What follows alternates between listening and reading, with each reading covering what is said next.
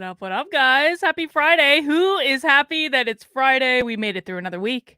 And we've got a doozy of a happy hour today. I was originally going to do a different happy hour, and then I saw the one that we're going to be watching, and I was like, ooh, change of plan. Because the happy hour that we're going to be watching today is called, oh, that's not what it's called. It's called, What's the White Man's Role in Achieving Racial Equity and Inclusion? And it was like the fact that they said the white man's role, I was like, oh my God, we have to watch it. So if you've never been to happy hour before, welcome. You're in for a little bit of a treat. I like to think this is like one of my favorite streams of the week. Maybe some people don't like it, but I do. I have a good old time.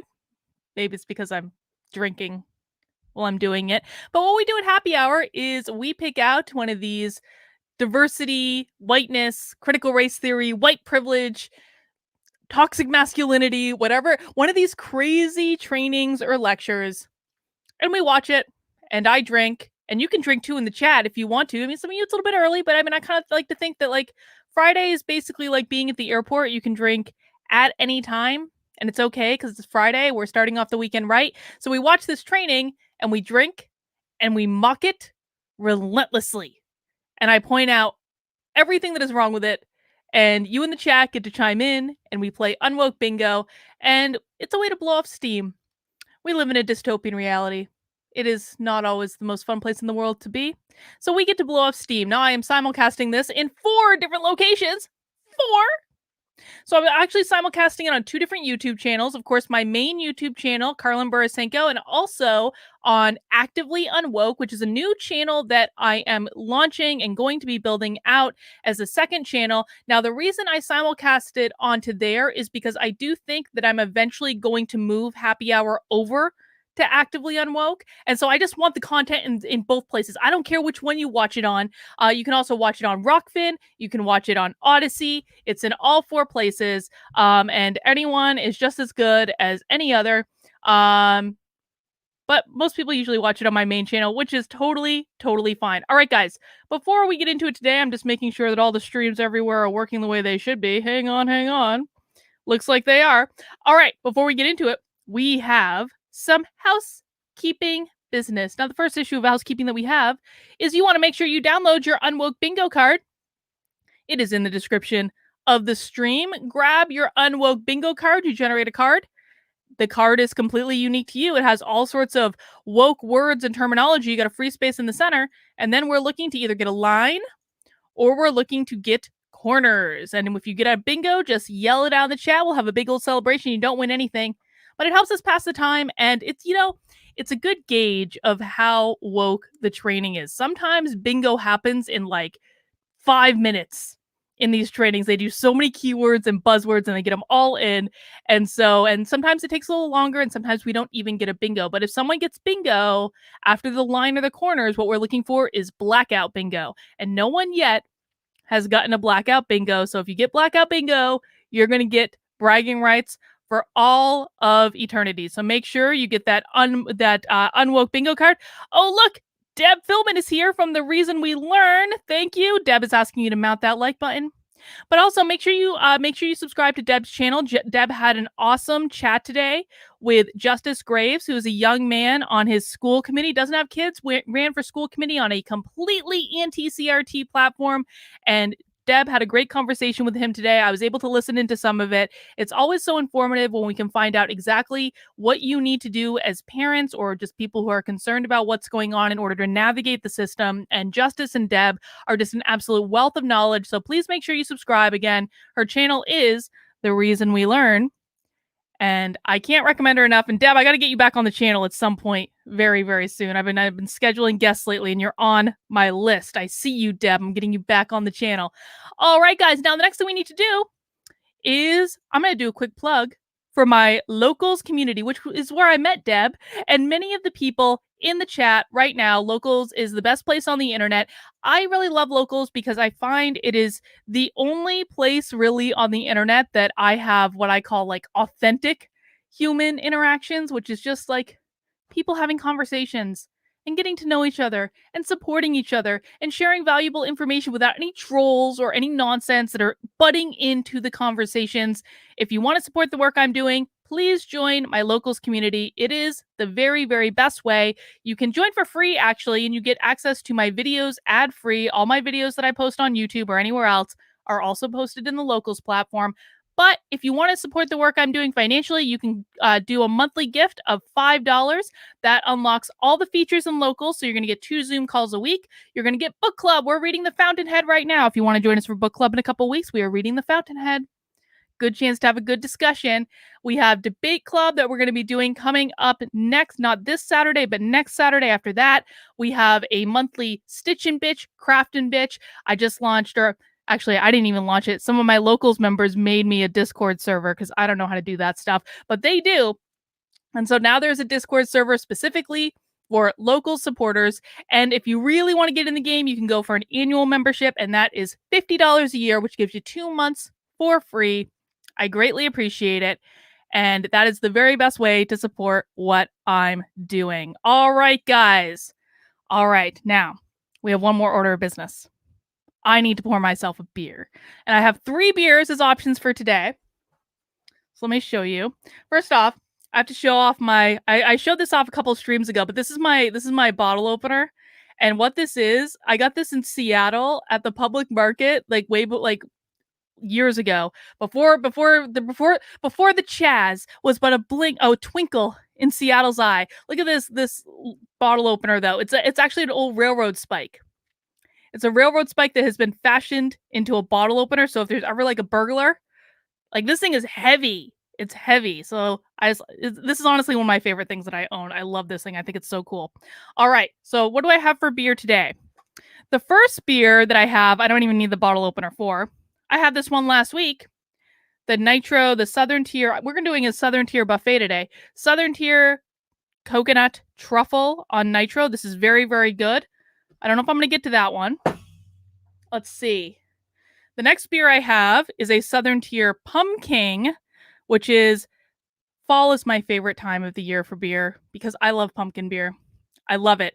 And pumpkin is the best pumpkin beer ever. They don't even pay me to say this. It tastes like pumpkin pie. It tastes just like pumpkin pie, except that it's 8.6%. So it's a big beer. And then I have Warlock, which is another pumpkin beer from Southern Tier, but it's an Imperial Pumpkin Stout. It's very good. It tastes like coffee and pumpkin mixed together. And I think I'm going to do that one second because I think I'm going to start off with this pumpkin. I'm like, look at that logo. Look at that logo. There we go. So I'm going to start off with this one, I think. We're going to open it up. Ooh. Going to break something on my desk with that bottle opener, I'll tell you what. All right, let's see. Almost just knocked my beer over.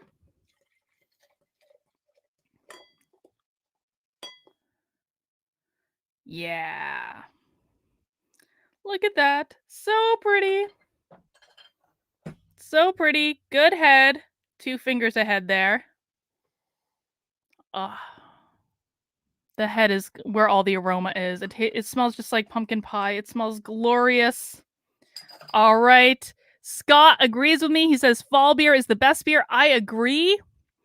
I also like Shipyard Pumpkinhead. It's just a kind of like generic one you can get anywhere. I think it's good. They also have a smashed pumpkin, which is a little bit higher alcohol content. I also just like Sam Adams Oktoberfest, man. Sam Adams Oktoberfest is good.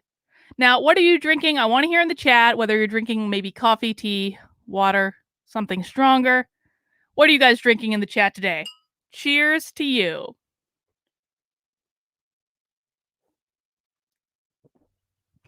All right.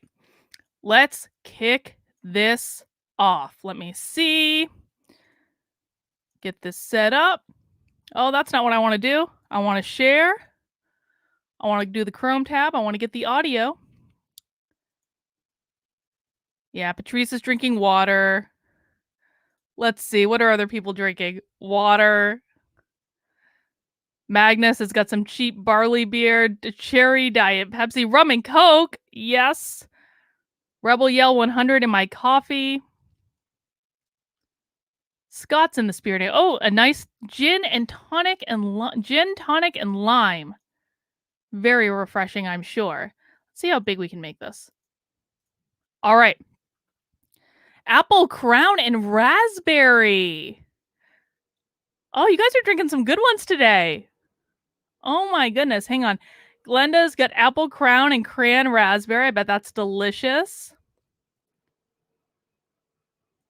Couple of bottles. Oh my god. Good luck for you. We've got some rosé happening.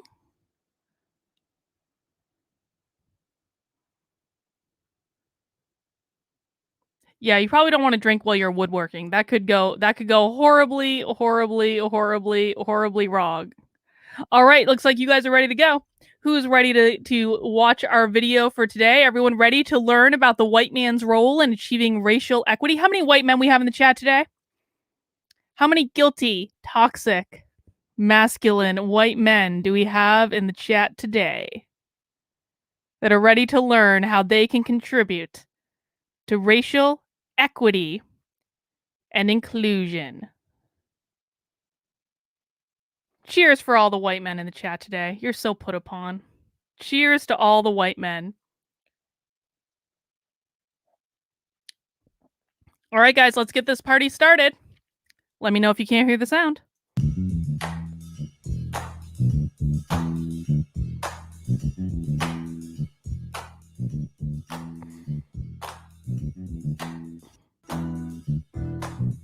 Excited. Okay, here we go.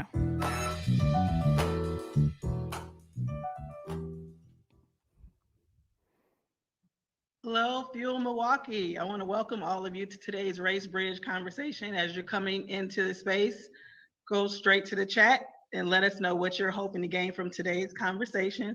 So excited to be having this conversation with all of you. It's been a while since we had this webinar format. Last week we were in more of a meeting format and kind of checking in with each other about our. Hey, I just want to pause and answer something Daniel said in the chat. So Daniel, they're working on live streaming in locals, so don't you worry. They're working on it. I don't think I can do this just yet, like do my reaction videos on there just yet, but they're working on it. It's coming. Make sure you guys join locals. Okay. Our mental state and health and wellness and all that good stuff. So it's good to have a panel of experts with us back today. A panel. So for those who don't know me, I'm Corey Jo Biddle. I'm the executive director of Fuel Milwaukee, and this is Race Bridge. These are the conversations we've been having over the last several months about race, diversity, racial equity, really an attempt to bridge people through conversation and connection. So before we get started, this is not, I know I kind of look like I'm in front of one of those screen saver things. No, I'm like actually in this space, and it's actually really pretty like this.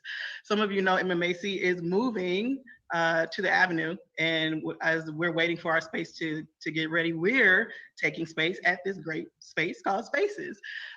Spaces is beautiful, and they've been wonderful in welcoming us and giving MMACers a home to check out our webinar. So I'm on Water Street right now in one of the rooms. So check them out. You see their website there at the bottom, and I'll make sure I email it to everybody in the follow-up notes for today's conversation. So in today's conversation, we're talking about— look at that white man. What is the white man's role as a full partner in equity in the idea of eradicating race and racism? And I've gotten a lot of feedback on this topic. And no pronouns, no land blessing. What kind of woke webinar is this? Questions from all of you. Go in the chat right now and put the questions that you have now, because we'll be sure to include your— I feel like the land blessing is like going out of style. I feel like the land blessing was really in like 2017, 2018 into 2019 maybe. I feel like the land blessing is going out of style. It's like as soon as George Floyd happened, the land blessing started waning away. I miss the land blessing. I want to bring the land blessing back.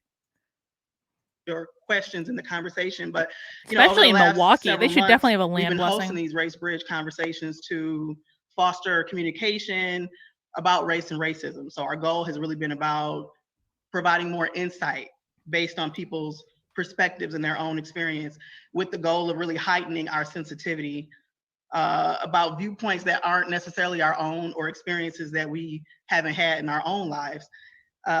Maybe their ideas and experiences and lifestyles that are outside of the mainstream that we're not as sensitive to because we haven't been exposed to them. So that's the purpose for the Race Bridge conversation today. Did she just imply that white men are not exposed to lifestyles that are not white men? I kind of feel like she did. Today's conversation is going to be an interesting one, and it's been on my mind a lot, and you guys too, because you've been letting me know what you think about it. Because we're talking about white men in the space of eradicating racism, and often white men are considered the poster board example of privilege. And in my experience, I feel like white men have rarely been engaged openly about their perception of that privilege and what they can do with that privilege to end racism. And white men are already being declared guilty. We're 4 minutes into the webinar. White men rarely grapple with their internal toxic privilege. Participate in the work of ending racism. So that's why we're having this conversation. And I want to thank my panel for being here and participating and sharing your own viewpoints and the viewpoints of your identity group.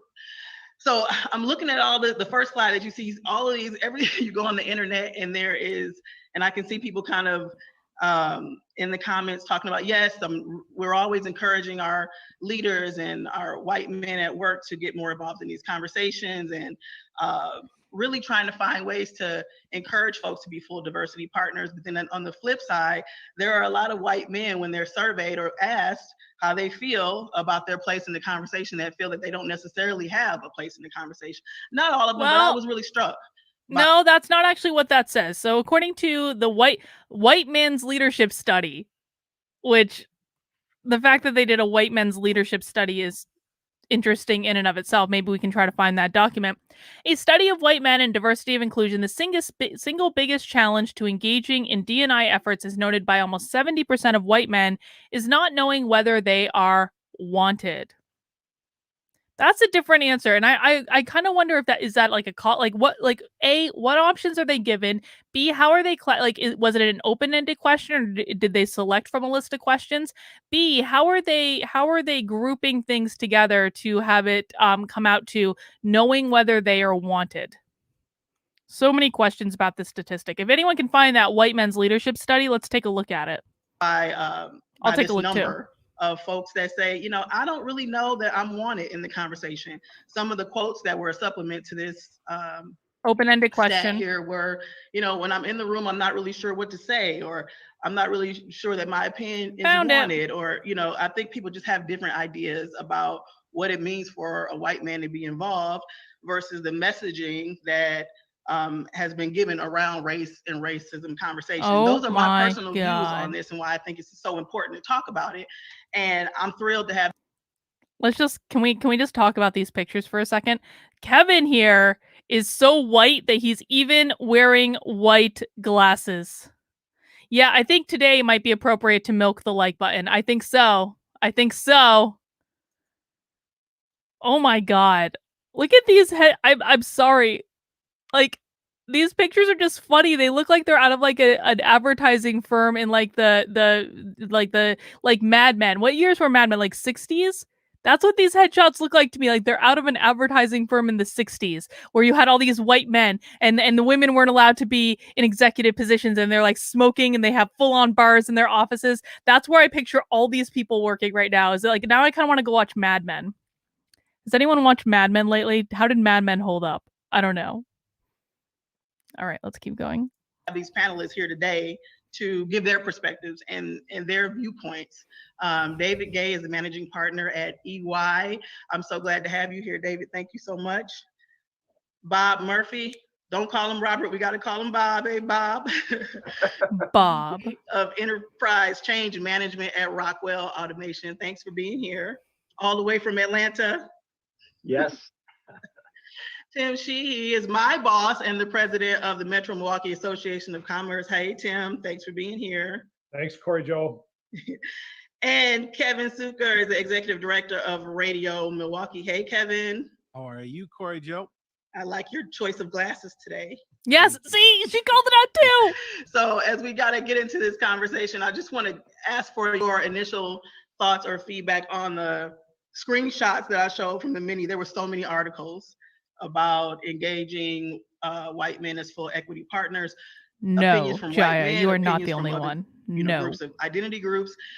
And when you juxtapose those ideas of trying to, you know, we're trying to include everyone with the feeling or the idea that many white men feel like they aren't included. What's your reaction to that? I'll start with you, Bob. Well, I mean, you know, when you think of what's happening in society today with regard to the tension that exists, to the social inequity, I don't think there's any reality more prominent than the fact that a lot of that begins with white men and the legacy that was left all the way from centuries and centuries ago in terms of their prominence and their power and their influence. I wonder if Bob is willing to give up his job to a black trans woman of color. I don't know. When's Bob going to give up his job and take it and grapple with his inherent white privilege? Like, I mean, this is so. I don't know if any of you guys were around for the live stream I did last night, where we watched a live stream of a diversity meeting at a high school not too far away from me. And in that meeting, the superintendent was asked by a member of the audience. He was like, when are you going to give up your job to a black man? How much in reparations have you been paid, or have you paid to black people? And the superintendent's response was, these questions are exactly why we need to have these important conversations. Dude's a white man. Dude's a white man. And you see this all the time. Like, if we're going to talk about white men being all the problem for everything, then when are these four white men quitting their jobs and giving them up to black trans women of color? And what's turned into, for sure, today, what we call systemic privilege. And I'm sure we'll get into that topic a bit more. But yes, Bob, I would like to hear your thoughts on that. Inexorably in that regard, in terms of part of stream was amazing. The reason that there is this stress, that there are these awkward situations and relationships, we have to be a part of the conversation, which is why I'm glad to be talking today with my colleagues, because we're in it. Whether we want to be or not, we may as well talk through it and learn from one another as to what impact can we have within our own culture and where our culture rubs against and intersects with all the others, because they do. We may as well talk. Look at all their eyes. You notice this every single woke training, but I always have to point it out. Look at all their eyes, dead inside. Pod people. I kind of want to watch Invasion of the Body Snatchers after this. I'm not going to lie. It's a really good movie. But it's like, if you haven't watched Invasion of the Body Snatchers lately, like, watch Invasion of the Body Snatchers, because like they're human beings 1 minute and then dead eyes as they grapple with their inherent privilege. Metastep says, hi, Carlin. I sent you my live from today on IG. I interviewed David protesting mandatory vaccine. Oh, cool. At Dartmouth Hitchcock. I know it's not your usual content. It's not, but I will definitely take a look at it. I know, like, so the New Hampshire Libertarian Party actually talks about this quite a bit. I think some folks are participating in protests this weekend on it. So if you are in the greater New Hampshire area, Dartmouth Hitchcock Medical Center, which is like one of the major employers in New Hampshire, and a major medical center, is requiring mandatory vaccines for anyone who works there. That includes contractors. That includes, like, you know, plumbers, like things, people in all sorts of different positions.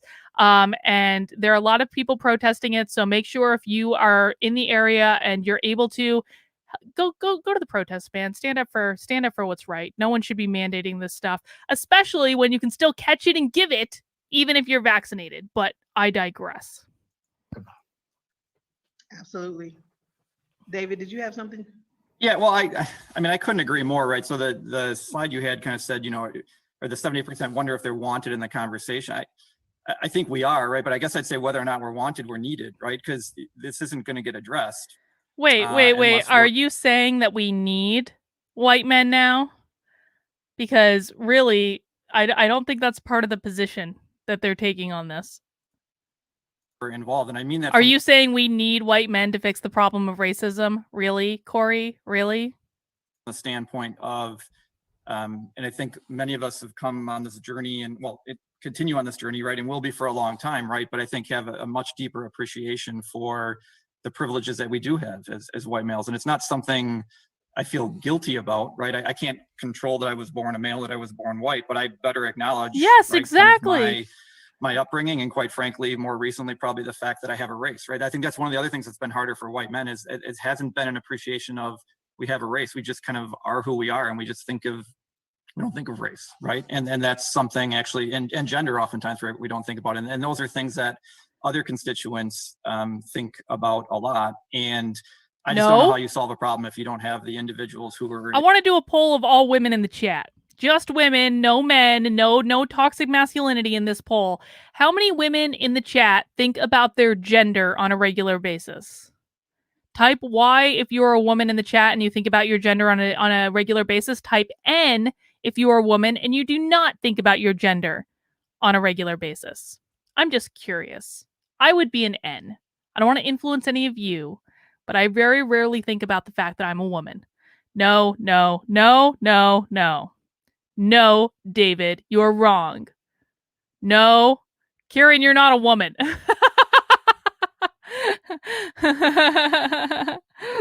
No, no, no, no, no, no, no, no, no, no, no, no, no, no, no, no. In the majority or the oftentimes real or perceived position of power, not engage in the conversation. It's not going to change otherwise. So that's where I feel like it's absolutely imperative that we're a part of this. Kevin. And I feel, I echo exactly what Bob and David said. I came to a realization many years ago. Just a little bit of my background. I grew up as the only white man in an all-black company. And I got to see systemic racism firsthand as a passenger with my black brothers and sisters. And what that did for me, I woke up. I will be expecting examples from Kevin on when precisely he saw systemic racism in action. I want specific examples. Many years ago, and I said to my wife, it's my responsibility to speak up now. It's my responsibility as a white person to stand up and say, this isn't cool. This has to change. So that put me on the path of becoming an accomplice and learning my place. An accomplice? He means an ally. Equity and, he's using the wrong word, which means that he really hasn't thought about this at all. He's just saying what he thinks he needs to say, because the correct word is ally, not accomplice. Ally. At Radio Milwaukee, it's paramount to what we do to create safe spaces and to deepen our relationship within the community in the D&I space. Yeah, and I guess the only thing I'd add to this, Corey Joe, is that I love to compete, and nothing sours me more than the lack of fairness or the lack of rules. And so when you play a sport, I think it's just imperative that there are a set of guidelines and rules on which everybody competes, and it creates, as best you can, a level playing field. So the opportunity to kind of continue on, and I think David mentioned this learning journey, and continue on the learning journey. Scott's continuing on the learning journey by becoming a member of my channel. Being a member of the channel is a great way to support the work I'm doing. You also get some fun icons like a mimosa, and we get we can have stern Kate Slater if we're being, if we're getting a stern talking to. We have Pinocchio for liars. We have a premium salad emoji because I don't like the regular salad emojis in YouTube. So I have a premium salad emoji for word salad.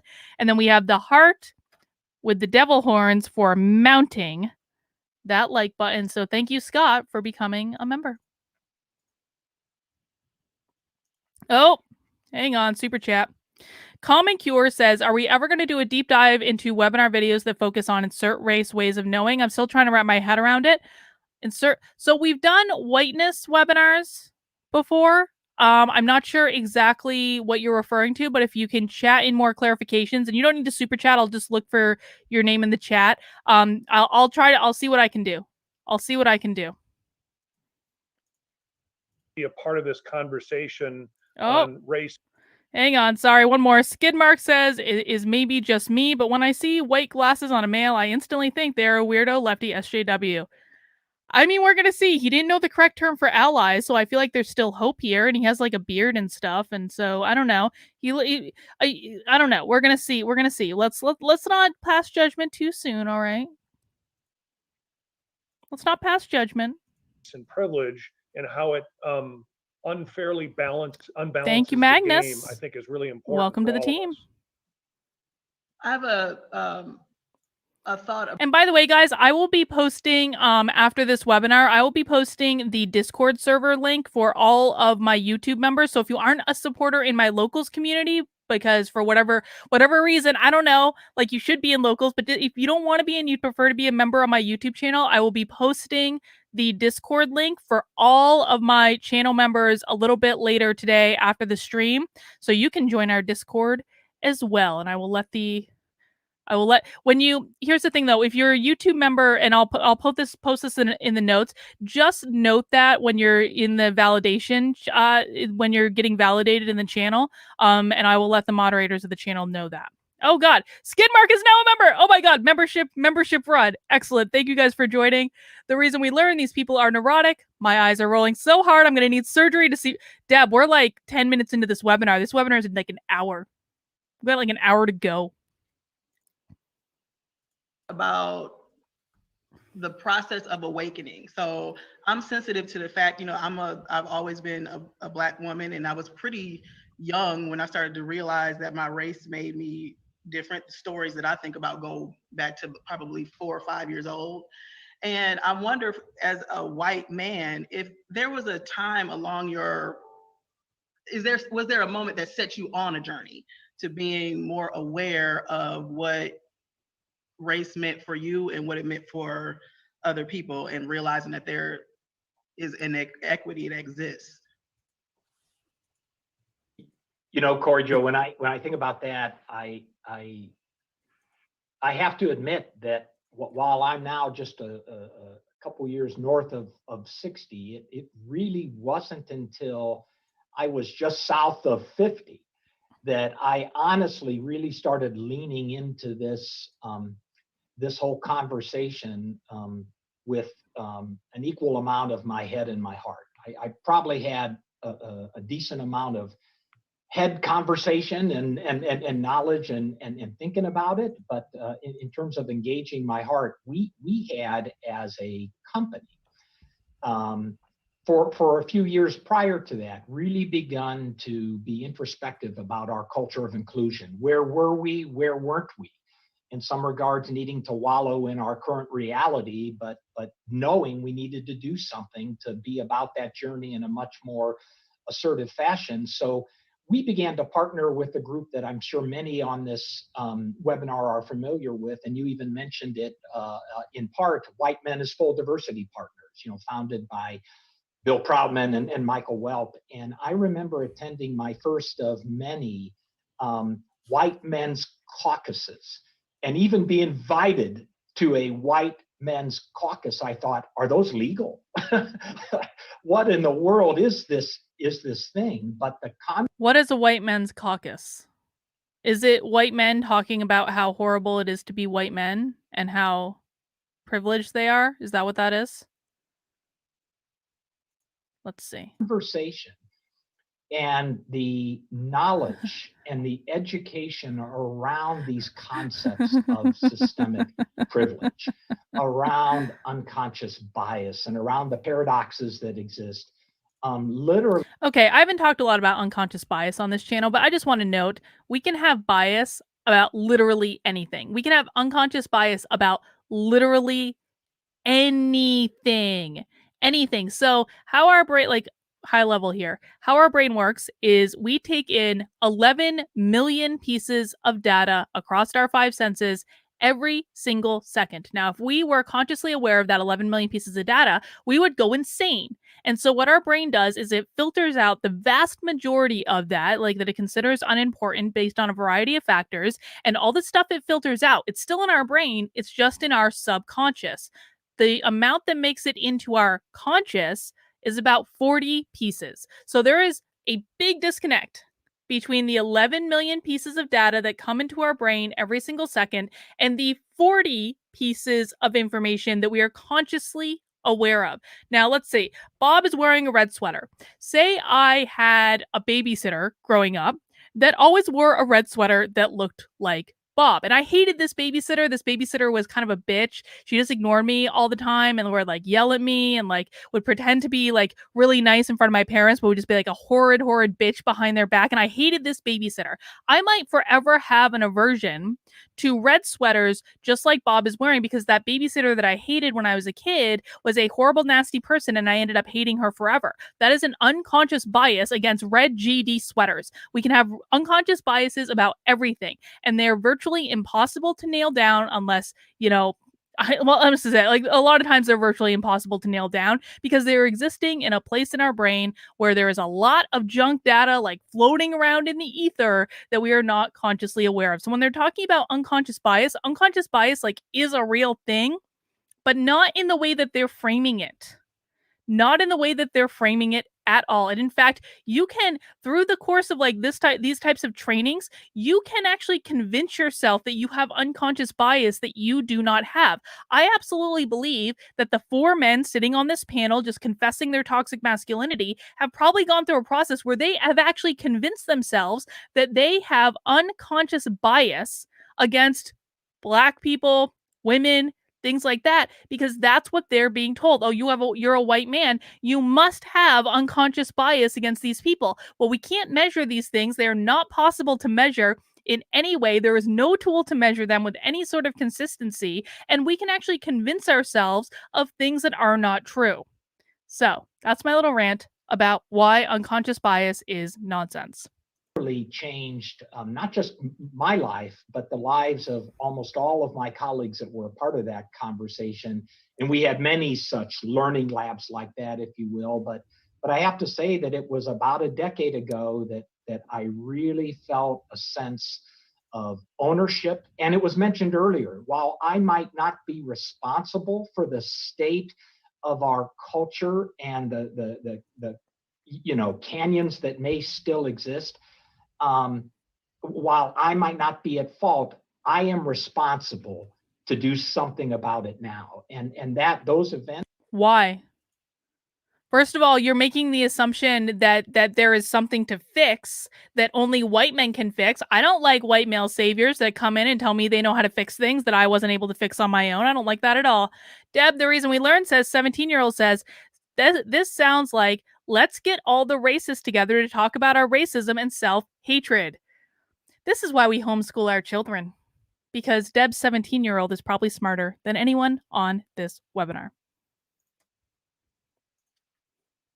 And that learning and that introspection set me, and in many regards, our company, on a trek of an accelerated journey of needing to do something about it. So this 8% pumpkin beer is going down way too easy. Admit, but those are the facts. Like way too easy.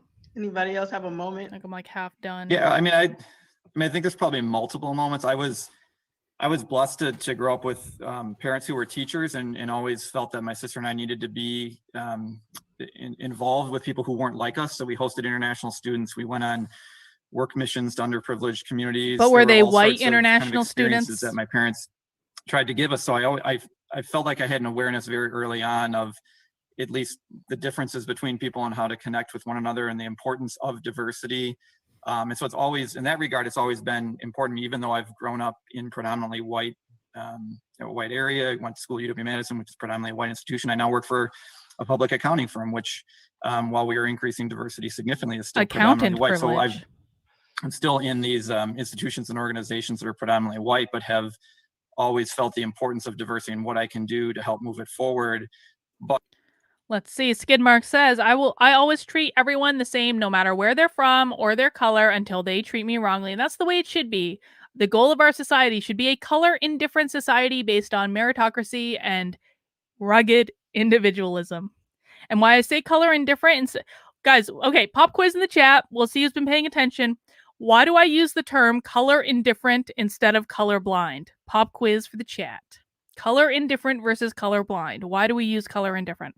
But kind of Bob's point, I mean, and I've I don't know how many people I've told this now, as embarrassing as it is, right, with what happened earlier this year with George Floyd in particular, but also Ahmaud Arbery and Breonna Taylor and the other stories, it like just hit me between the eyes from a standpoint of just conversations that then I started having. Exactly. Christian says it because colorblind has too much baggage.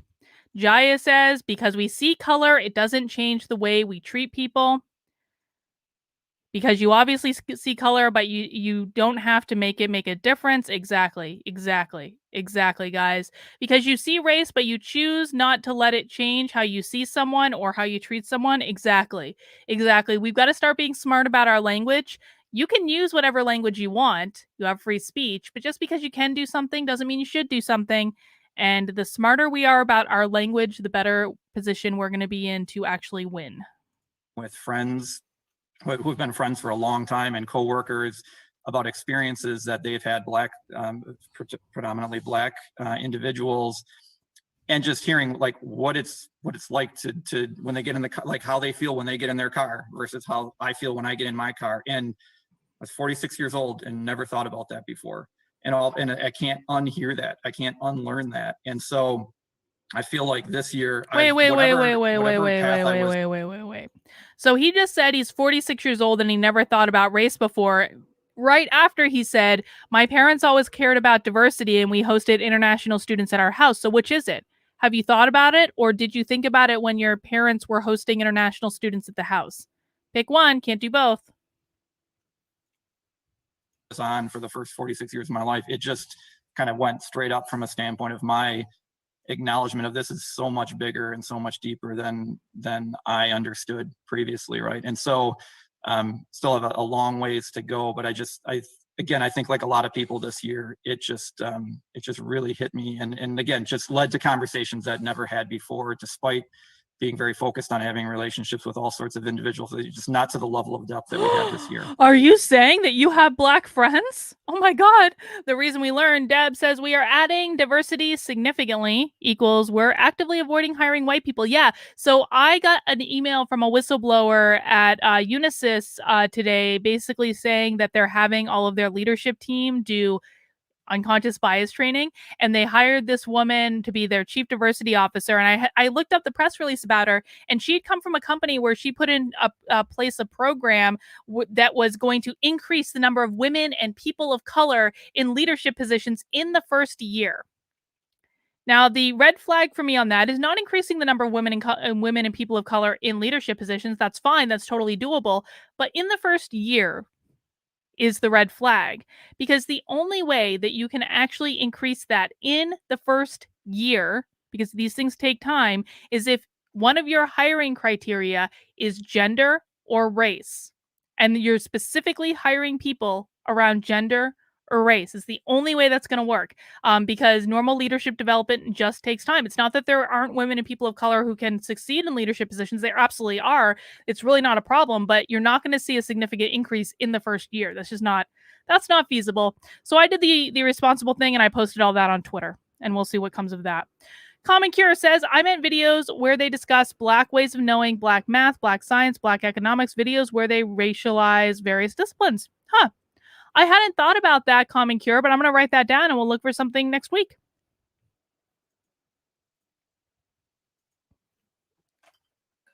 Tim, have you had any conversations or moments that have accelerated your journey or kind of set you on the path? Yeah, I think like everybody else on this program, and David said it best, it's almost like a hockey stick.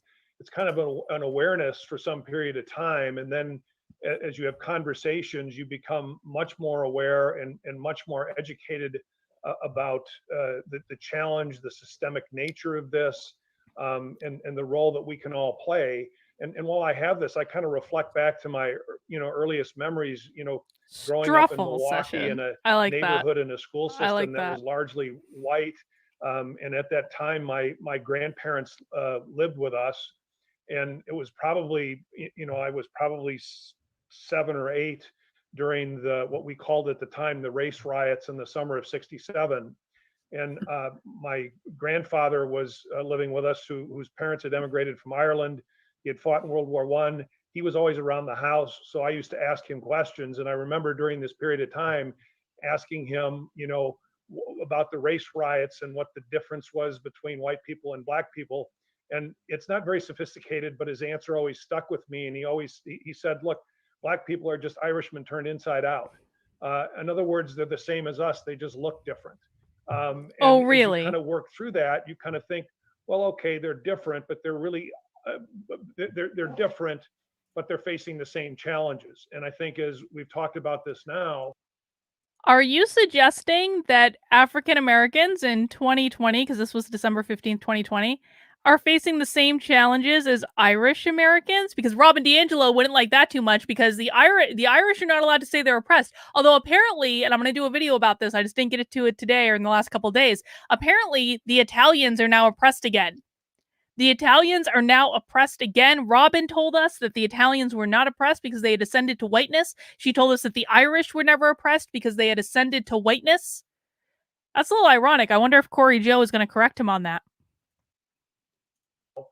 people are different, they look different, but it's a much deeper understanding now that the challenges and barriers they face are much different than the His ones grandfather that, was that actually I correct, faced, yeah. growing up. And so I think this has really been a difficult time, obviously, the last couple years, but I think it has really, almost like a hockey stick, opened up the conversation about where the barriers are, what the differences are, and how we really talk about them in any depth.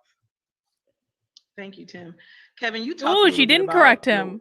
working with coworkers that were mostly Black. Maybe that was your moment. Was there some time before or after that that is significant on your journey? Yeah, I was fortunate in the fact that being in the music industry, I was around the R&B world from a pretty young age. I want to say my first experience with a group of Black musicians was I was probably 15 or 16 years old. So I was around Black culture, and I learned it, and I realized that I had a unique responsibility, which was to learn. And I credit the way that my parents brought me up. We were brought up to be very accepting of everybody. I grew up Jewish in a predominantly non-Jewish area, so I kind of had this feeling that I was different, even though my skin didn't show that. I felt very different, and I was treated differently at times. I had my own experiences with anti-Semitism, and I think that kind of led me on a path of having a deeper sense of empathy for people of color and the I wonder what he racial thinks inequities about that they Bill de faced Blasio's throughout blatantly their anti-Semitic lives and policies in New existence York by City. no choice of their own, by just the color of their skin, which just it probably gave me just a different level of understanding. So I credit being exposed to it very very early in my life. And as I look back now, as I'm getting closer to the half century mark, um, in January, I'll send my email address to everybody if you want to send me a message. Yeah, it is what I learned more than anything is that as a white man, I have a responsibility to continue to learn. And it was probably obviously going back to the Trayvon Martin situation, and everything that we've experienced collectively since then. But it was George Floyd, and I have a 6-year-old who and I sat and watched the video very early one morning. I didn't want to. Yeah, I just want to address something Lori put in the chat. Locals uses Stripe for payment processing. Stripe let a friend of mine go because his conservative values triggered the predominantly SJW workforce. I don't know anything about that situation.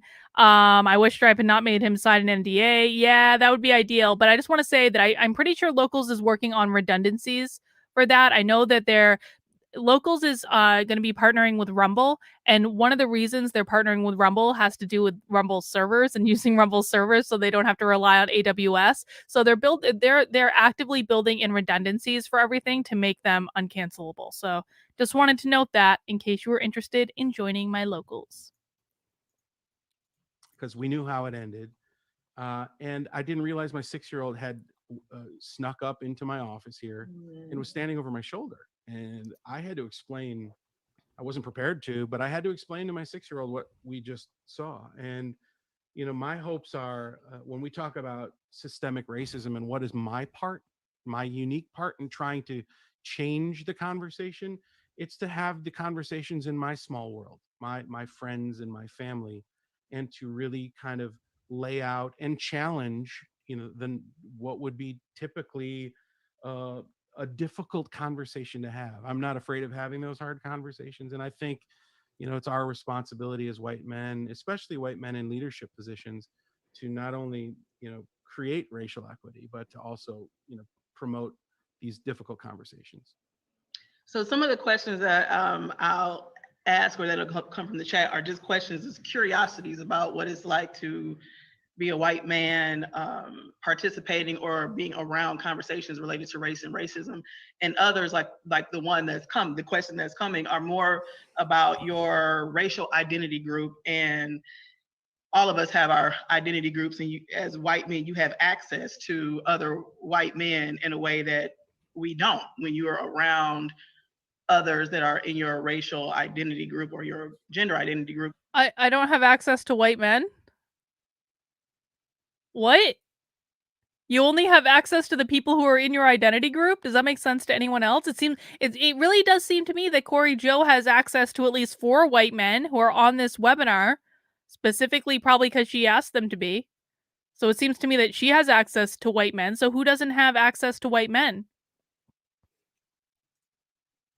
You're able to have conversations and hear things that people wouldn't say, out in mass. So my curiosity about being a part of that group and what you've heard and what strategically you think needs to happen next is, I know after folks saw the video of the unjust killing of George Floyd and so many others, there was just such a reaction that I had never seen before, such support for the Black Lives Matter movement, such awareness and awakening to anti-Black and anti-Brown sentiment, when in the past, I feel like lots of Black and Brown people feel gaslighted because people were saying, oh, that's not really happening, But I mean, it feels like the switch came on and people started to say, yes, this is happening.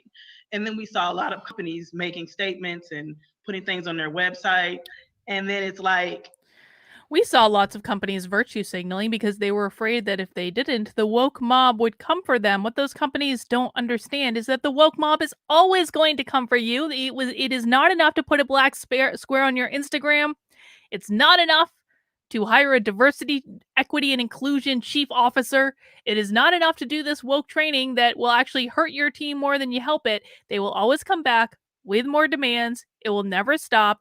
Once you have bent the knee, it is never over. The only companies that are going to get off out of this whole situation are companies that tell woke employees to go screw. Companies like Coinbase, companies like Red Bull. We saw it with Basecamp. You might lose some employees. If you're a really woke company, you might lose a lot of employees, but it's always going to be better in the long run.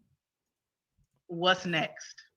So as a person outside of your identity group and sort of looking to say, well, as a Black man, you do have some privilege and power. There is absolutely no evidence, zero evidence, that the type of diversity training that Corey Joe is talking about is effective in any way in organizations. And more than that, they very rarely even measure the effectiveness of the training. We saw this in the stream last night that we did about the high school equity meeting. The superintendent was flat out asked, what metrics are you using to measure success in this program? And he said, well, it's not really something that you measure the success of, because they're not measuring anything, because there is zero evidence that these programs are actually effective at anything. That oppressed people don't. What do you think needs to happen next to take that awakening to action, to actually see some changes in the dismantling of systematic racism? Yeah, I can maybe go first, Corey George, just thinking about how I'm thinking about it personally. So the first, and I think a number of us have said it, one is spending time listening and learning. I mean, part of it is just needing to recognize I don't understand enough, and I won't ever fully understand, right? But how do I just keep getting a better appreciation and knowing what impact I can make, and hearing stories, and perspectives that'll make me smarter about what impact I can have. Yeah, they and never how I defined can change systemic things. racism, by the way. They Um, never defined I it. think the other thing that I've been thinking about personally is internally at EY, I've been focused for a long time about how we build our culture, and one that's not just diverse, but also inclusive. And a lot of that is also Define about those how terms. I, as a leader in the organization, credentialize either whether it's younger people in a meeting or it's somebody who may not look like me, who's in a discussion, and I can give them my influence to credentialize. Are you also credentializing people who look like you? And why are you making decisions about who to credentialize based on immutable characteristics that they are not in control of? Them, and then people listen to them differently. And I've done that in our workplace for a while now. That's part of leadership, right? And I hadn't thought about how to do that outside the workplace, or put differently, my responsibility to do that outside the workplace. So as a white male in a leadership role, how do I now transfer some of my influence to other voices that are less heard, who are less heard in our community, to help raise the issues that are of concern that myself or others like me may not understand. And so that's one of the things that I've been focused on. And then I guess the other thing that I would say is it's also then, it's not just kind of lending my voice or my influence, but I actually need to stand up and do it myself.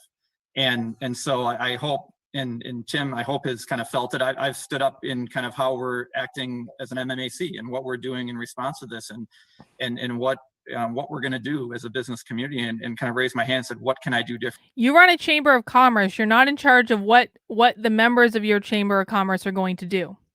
Skidmark says, if she wants access to a white man, I'm available. I'm sure she'll take you up on that. Seriously, though, how far does this go until white men and women are oppressed? I mean, no, we're never going to be oppressed. We're never going to be oppressed. Asians are only oppressed when it suits them. When it doesn't suit them for what narrative they're trying to tell at the time, Asians are in no way, shape, or form oppressed. They're actually starting to say, so this is something that James Lindsay pointed out when I went to his workshop a couple weeks ago in Tampa. So they're actually starting to say that Latino people are expressing brown fragility if they don't toe the line in regards to Black people being ultimately oppressed by everyone. So they're actually starting to say Latino people are not oppressed; they're oppressors and are expressing brown fragility. And you know why they're doing that? The Cubans. It's because the Cubans are not having it. Deb says, DEI training equals reparations. Yes, everything equals reparations, Deb. Infrastructure equals reparations.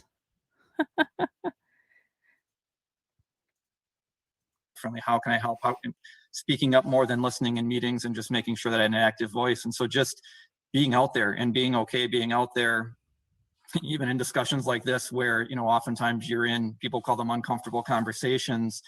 I think as long as everyone agrees we're having a safe conversation of people wanting to get better and wanting to do better, let's not have it be uncomfortable, right? Are people able to dissent if it's a safe conversation? Are people able to say, I don't believe systemic racism exists. I don't believe in white privilege. I don't believe in toxic masculinity. I don't believe in any of those things. Are they able to say that in those safe spaces for those uncomfortable conversations?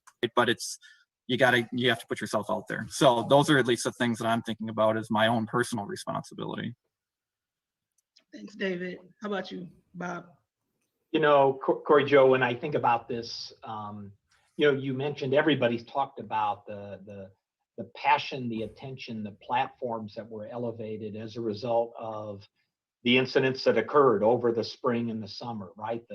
The rapid fire, tragic nature of them spawned so many people to react, so many businesses to react, to David's point, right? Can I just tell you, this guy is such a CEO. This guy is like the perfect CEO because he's not saying anything of substance. This is what the best CEOs do. They don't say anything of substance. Nothing of substance, but they use lots of words, and they try to make you feel like they're engaged in the conversation and they know what they're talking about, but they say nothing of substance. This guy's going to be a success. Well, this guy obviously is a successful CEO, but like, this is what the good ones do. They say nothing important. They speak in platitudes and generalities. They never get into specifics. The minute they get into specifics is the minute that they get in trouble. Skidmark says, because the Cubans tend to vote on the right of politics. Issuing statements of what Cubans aren't having we socialism. believe. No way, no how. social equity should look like, right? And my goodness, academia, sports, everybody got actively on the bandwagon. My goodness, we changed a state flag, right? As an example. And yet, I think of where we are right now. Jaya. What is it, December 3rd?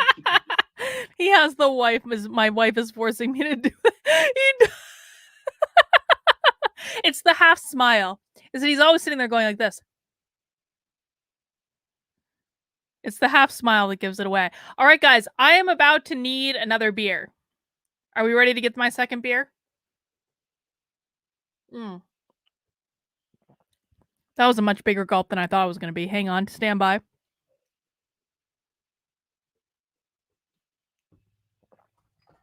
All right. Next beer. Hit me with a mimosa emoji in the chat or a beer emoji in the chat. Is we're going to do Warlock, which is an Imperial Pumpkin Stout from Southern Tier. It's got a cool pumpkin on the side with a purple hat. Meta step is all. If all you have is vodka, you do you, man. You do you. All right. Let's take a look. Let's see what this looks like. Hang on. Whoop.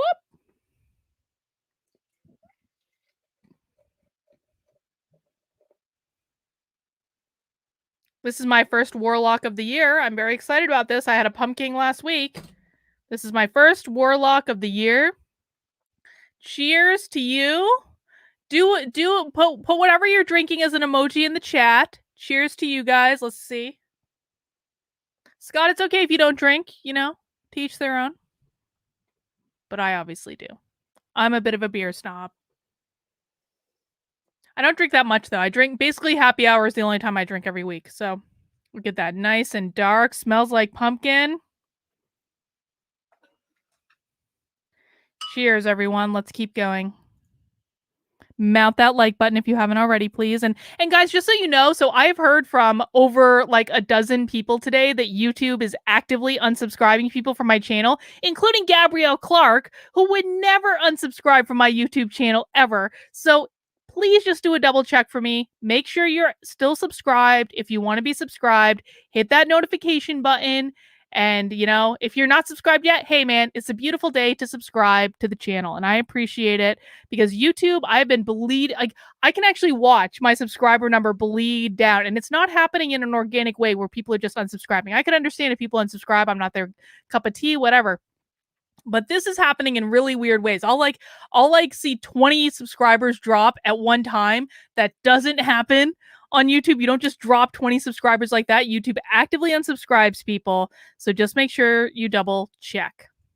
Nick H says, these are 4 subservient beta males who will say anything so they can feel part what they think is popular. Pretty pathetic on their part for beta male.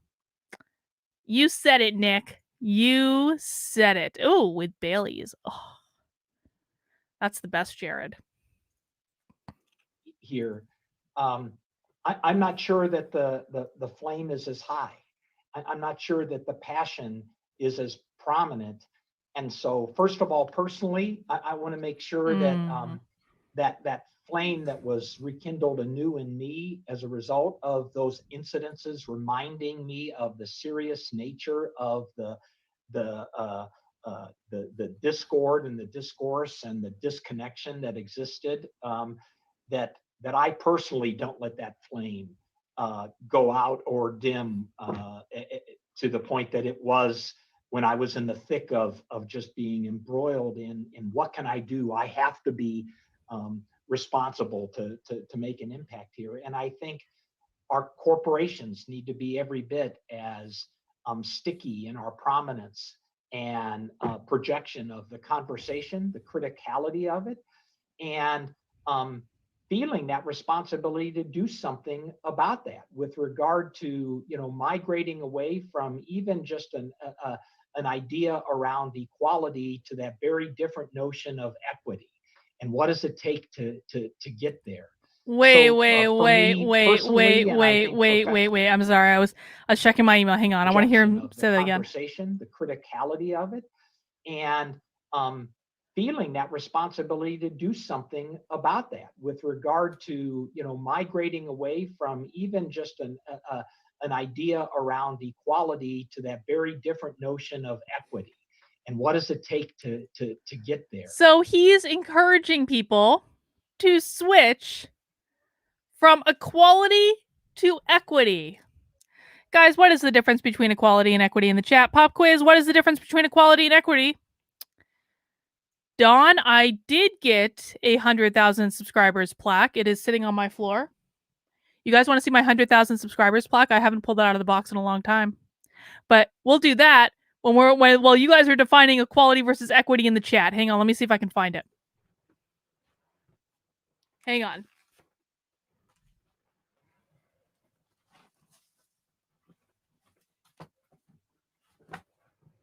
Oh.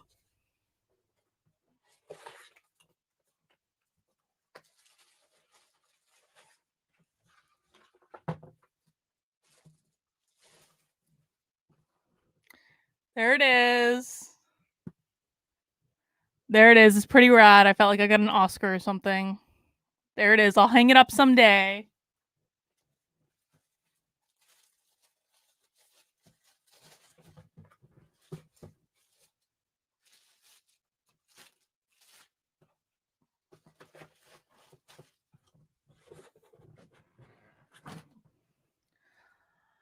All right. Opportunity versus outcome. Opportunity versus outcome. Opportunity versus outcome. Oh, yeah. Yeah, that's what it looks like. It's very shiny. It is. I'm gonna hang it up. What I'm actually gonna do is I'm gonna get a table. I'm gonna get like components table. I'm gonna put it behind me. And I'm gonna put like my incense and like all my stuff back there. And I'm gonna rearrange my shells differently, but I'm gonna put the plaque on there too. It is a paperweight, okay? It is. Whatever. I'm very proud of that paperweight. Come on. All right, let's keep going.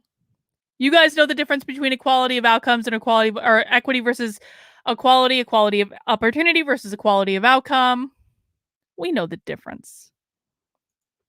So for me personally, and I think professionally and corporately, it's keeping the flame lit of passion and prominence of this topic and this subject being front and center. Wait. So people are talking. So is this real?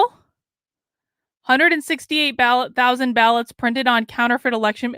Really? Is that real? Can someone confirm if that's real? Holy shit. In terms of our personal and our corporate responsibility to make a difference. All right. Because again, while in some instances we might not have been at fault for the advent of certain things that have come to pass over literally decades, if not centuries, we are all presently responsible to do something about it. I hope we continue to feel that burden of responsibility. No, we're not. Thank you. Bob. Tim? Yeah, I think the other part of this is it's hard to have these conversations in a community or in a company or in an organization where the relationships aren't as deep. But I think it's something that we have to do more of. And I think about this maybe on a more personal basis, where when I kind of came to the working world, and you at least I did, thought everybody's on the same playing field. This all works the same. And then my wife at the time was working for one of the large accounting firms, and her managing partner held a meeting, and it was at a cabin up north over a weekend. And of course it was 10 guys and her, and there's no way Thank she you, was Jared. going. Looking forward to meeting you. I knew it was there, but I didn't really think about it in that way. And that's an unconscious way in which she got excluded from taking the next step. And it probably wasn't nobody meant to do it. It was just the way they work. Does she have agency? Can she ask to be included? Does she have agency, or does she rely on white men to include her in everything? Because she can ask to be included. She has agency all of her own. She doesn't need you to lift her up. People take no responsibility for their own experiences. I swear to God. And then I watch my daughter come into the workforce, and I'm hypersensitive about that. So I think it's sharing those Then you should teach your daughter to act and like a Corey, Joe, man you in the and I have done workforce this and a get what little she bit, and I've wants. learned a lot from you on this. When somebody kind of opens up about or has their own experience to share, it really, I think sheds a good focus on what's there that's right in front of us that we don't see. We might acknowledge it, but when it happens around us or to somebody that's a coworker of ours, it just brings it to light in a way that says we don't want this to continue. Thank you, Tim. Yeah, I mean, I think about some of the conversations that we've had, and there's this mutual awakening because I assume some of the things that are happening to me are happening to everybody, and it's like, oh wait, you've never been followed in the store, and you never went to a store and deliberately tried to let people know you weren't stealing. And I mean, I grew up doing that, and I just always assumed that everybody, regardless of race, has been accused of stealing in the store. And in some of the conversations that I've had, it's like really made me very aware of what racism and segregation has done to me and does to kids. Has she experienced segregation in her lifetime? Like real, like lawful segregation? She has not experienced segregation. I'm talking about like by the law, not by like, unofficial things. I'm going to bet you she has not experienced real segregation in her lifetime. I'm not going to say that some white guy wasn't mean to her one time because, I'm sorry, that just happens. Like, men can sometimes be belligerent, misogynistic douches. Like, it happens. Women can also be misogynist too, by the way. It happens. But you can't ever fix that. You can't get, like, it's just the way it is, man. She has not experienced real segregation in her lifetime. Kids to our children when they're just kind of, it's this constant hum of race. Thank you, Big Joe, for becoming a YouTube channel member. I greatly appreciate it. The Reason We Learn says, I reject the claim that I have an obligation to make a difference in anyone's life but my own and my kids. Sick of this crap. I 100% agree with you, Deb. I really think that we only have obligation to ourselves. I think, like, I can only worry about myself and my family and what I'm contributing to any given situation. I don't have a responsibility to improve anyone else's life. Now, is that to say that I'm going to act like a raging, asshole? No, I hope not. Although some people might argue differently. But, like, I don't have any obligation to anyone else. But if I do anything, it's because I feel like there's reciprocity within the relationship. And the relationships are always about reciprocity. It's like it's a two-way street. It's give a little to give a little. That's what relationships are. It's not bad to think of it that way. I mean, if we look at my marriage, like, like I do things for my husband. Like, oh, by the way, if anyone, okay, here's something we can do. I know my husband's not watching this stream. Guys, I have an emergency. I have an emergency that's separate from what I was just gonna say. Okay. My husband's birthday is in a week. I haven't bought him a birthday present. I don't know what to buy him. Can you guys send in some chat recommendations for what I should buy Victor for his birthday? I don't know what to buy him. I need help. But anyway, like, even marriages, they're reciprocal relationships. Like, I do things for my husband. Like, I pay the mortgage and make sure our bills are paid and plan vacations and stuff like that, stuff he doesn't like to do. And he does things like clean the kitchen and change the tires on my car. Like, this is a two-way street. It's give a little to give a little. That's what any relationship should be. It's to give a little value to give a little value. And if you have any birthday suggestions for my husband, please put them in the chat now. Thank you. He just bought a gun. He just bought an AR-15. I can't get him a gun. Oh, a sword. That's not a bad idea, Magnus. I'm gonna have to think about that. Racist sentiment, and it really seeps into the bones of all of us, without us really realizing it until we start to talk about it. Kevin, what do you think in terms of like what's next? We've all made our statements, and our companies have kind of, stood against racism, in text, but what's next in terms of action? I think it's a bigger. I think there's a bigger issue here. It's time to put our money where our mouth is, right? I think we have to not only put something on a web page that says we stand with our Black brothers and sisters, and we have to change the path of racial equity, like Bob said. We have to create new opportunities for people of color. I'm very fortunate that at Radio Milwaukee, we're Wait. Did he just say that white men have an obligation to change opportunities for people of color? That sounds a little white saviory to me. to connect Milwaukee through the connective tissue of music and stories for a culturally diverse city. So we have Thank you, committed Sarah. very heavily. I would love to share some of our initiatives moving into 2021. We're not quite there yet, but it's very deeply related to what we're talking about today. Very proud to work for an organization that recognizes that that's important, and it's important to our community. There's some great corporations in our hometown that are doing some wonderful things, but I challenge everybody to do more. We have a lot of work to do, and it's not. I think the tragic events of George Floyd. Can I buy a and sword on the Amazon? amazing response to Black Lives Matter is just the beginning. It's this awakening, like you talked about earlier, but it should be the impetus to move us and to help us move the needle into real change. Right? It's going to take real leadership to stand up and say, we're not okay with the status quo. I We can need buy a change. sword on It's Amazon. time Holy to do shit. You can buy things anything on differently. And I Amazon. really hope that that's kind of the new path forward in Milwaukee and in America. Part of the reason why I wanted the panel to be all leaders is because I think we've heard and understand that the change really is going to come through leadership, and a lot of the power and influence that you have to affect people's individual lives through mentorship, promotion, sponsoring folks, just speaking up about policies and procedures. A lot of that is going to come from the folks at the top. So my question, and I kind of want to talk about this, is something that I've always kind of wondered about, just from a human nature perspective.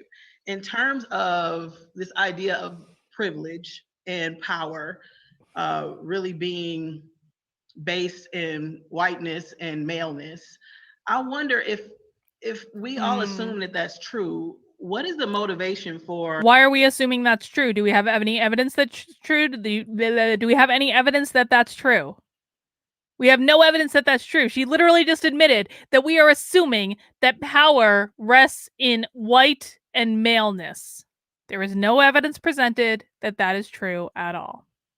A white man to dismantle racism, or in other words, to eradicate something that to a large extent kind of benefits you? What's the motivation to do away with your own privilege? And I'm asking that question not because I think people just naturally don't want to do it. That's actually, you know what?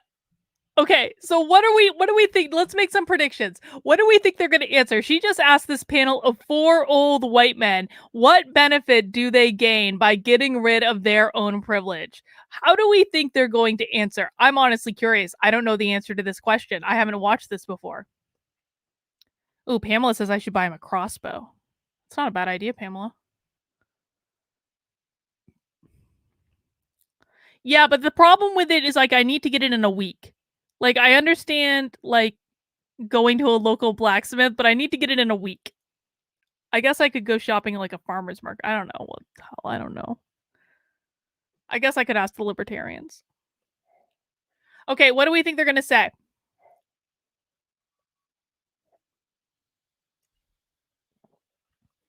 What motivation do white men have to give up their male privilege? You guys are more interested in talking about what I'm getting Victor for his birthday. All right, I understand. It's a more interesting topic. I understand. I think there might be a human, to me, I'm like, there's a human nature component where You're right, it's a trap. Protect your own self-interest. It's a trap. How do we move away from that? Don't do it. For Don't answer. The greater good. How can people of color trust white men to actually do that? We can't. I know White that's men a are spicy evil. one, but I had to ask. Oh, Corey Joe, I think it's a great question. Yeah, And, Bob, let's hear it. Bob's not going to you know, say in anything of thinking about substance. that, I honestly believe it's more of an illusion than a reality. Oh, that, really? that Oh. privilege that we have. Bob's about to get in trouble, isn't he?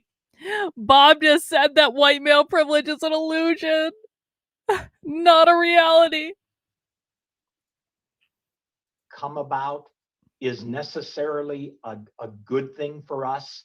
The tenets of this culture that us white guys swim in, which I will readily admit, 10 years ago, I didn't even know I had a culture, right? That I was part of a race. I just thought I was. But when you begin to Bob is understand inadvertently the right. tenets He's of it, inadvertently right. with the Bob doesn't know what he's going to get generalities to. of rugged individualism, right? This the buck is going to stop with me. Someone read this Smithsonian poster, didn't you, Bob? Oh my God. Yeah, it's not going to fail on my watch kind of thinking, that ambiguity is a bad thing. There has to be clarity in all things.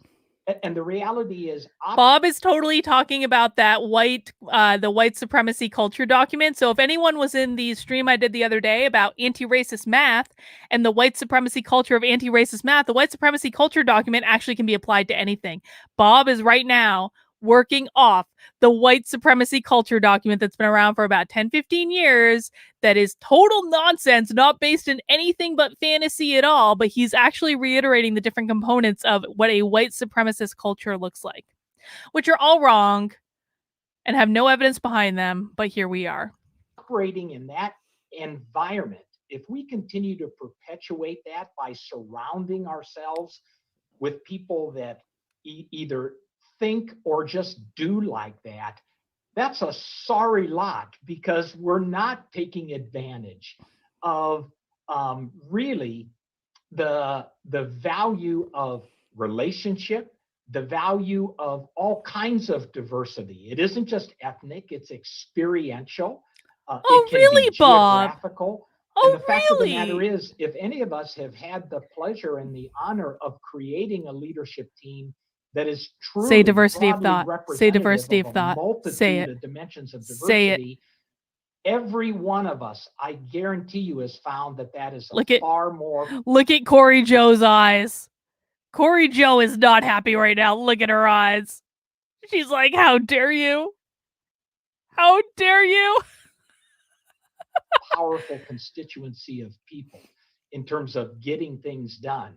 So, is it giving something up to let go of that prominence and that exclusive entity that exists by surrounding yourself with a bunch of white males? Again, I think that's an illusion. There's far more power.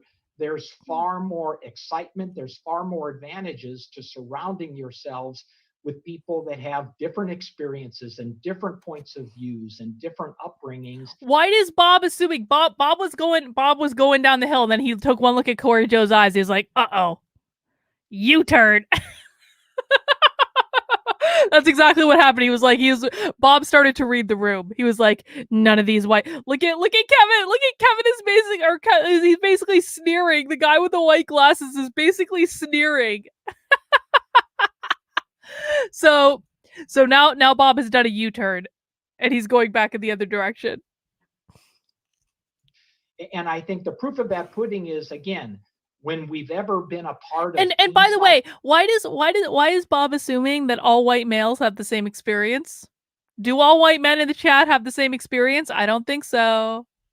That the outcome is the same every time. It's far more powerful where that blend of all those experiential dimensions are brought together. So I for one, do not want to see any perceived or real advantage, and it is real in many regards, of white male privilege persist, because I think it's an illusion of value and an illusion of benefit. Give me the balance, give me the variation, and I will feel better. The results of what we're trying to get done will be greater, most assuredly.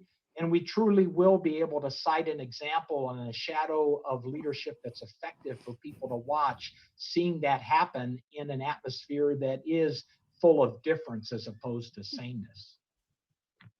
Yeah, I mean, maybe. Diversity, right? Go ahead, David. Oh, sorry, no, sorry, Corey, I didn't mean to cut you off. Put another way to what Bob's saying. I mean, I'm a firm believer that life isn't a zero-sum game, and so I'm not challenging the premise of your question, because absolutely there are people who have a view that, right, if I give something. The white men are rebelling. They're rebelling covertly. They're like doing what the white male leadership does. And they're like, I'm just gonna push back gently without really making it seem like I'm pushing back, because I want to be able to do an about face if this goes horribly wrong. But they're like pushing back subvertly. That's what they're doing. Holy shit. Something up. I've Corey done is just not that, right? happy. I've given Corey something Joe up is and I've not worsened happy. myself. But I'm a firm believer from when I've done it and what I've seen it, and just you think of the human spirit, that if I share something or if I give something to someone else, that doesn't mean inherently that I've given it up, right? That we can both succeed. It doesn't mean that now they're better and I'm worse, right? Actually, we can both be better as a result of doing it. And I think particularly starting from what is he saying? He's basically saying, like, I don't have to give up my white male privilege in order for you to gain. Like, I don't like that.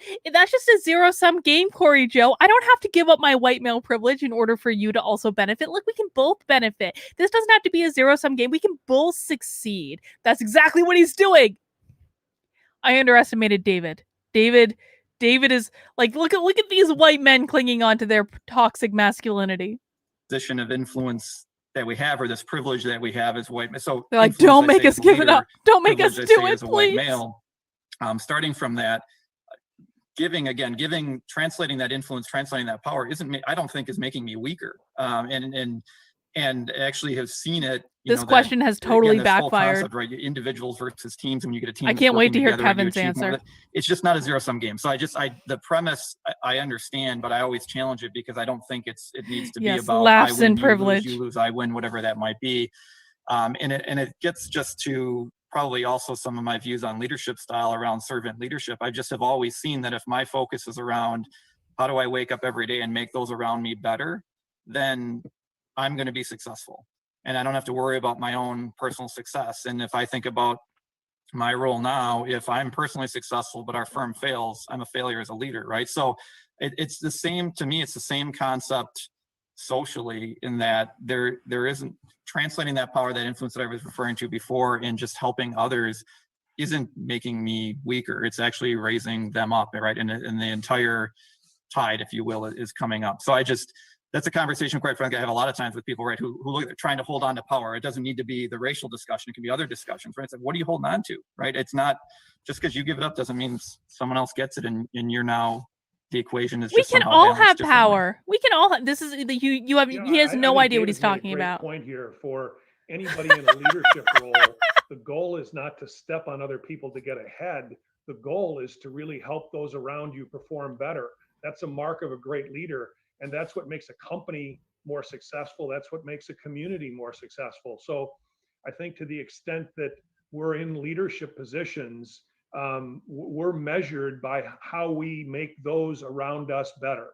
And we can only do that. Now to be honest with you, I actually agree with what they're saying. To be totally serious for a second, I 100% agree with what they're saying. I agree with their position on this. I don't think that people should have to give up anything in order for other people to be empowered. Every single person can be empowered. There are more than enough ways for every single person to be empowered. I actually agree with a lot of what they're saying about leadership, in terms of like, it is the leader's job to make sure that the people underneath them succeed, the people underneath them feel powered. I 100% buy into all of that. I just think it's really funny in the course of this conversation, where this is not the correct answer in the course of this conversation. This is not what she was expecting to happen when she asked this question. And they're giving the correct answer, and we're going to see if it works out for them or not. But I actually agree with everything that they're saying right now. Alexander Martin says, happy Friday, peace. Have you mounted that like button yet? I'm late, but this happy hour is quite interesting. Cheers, Dr. K.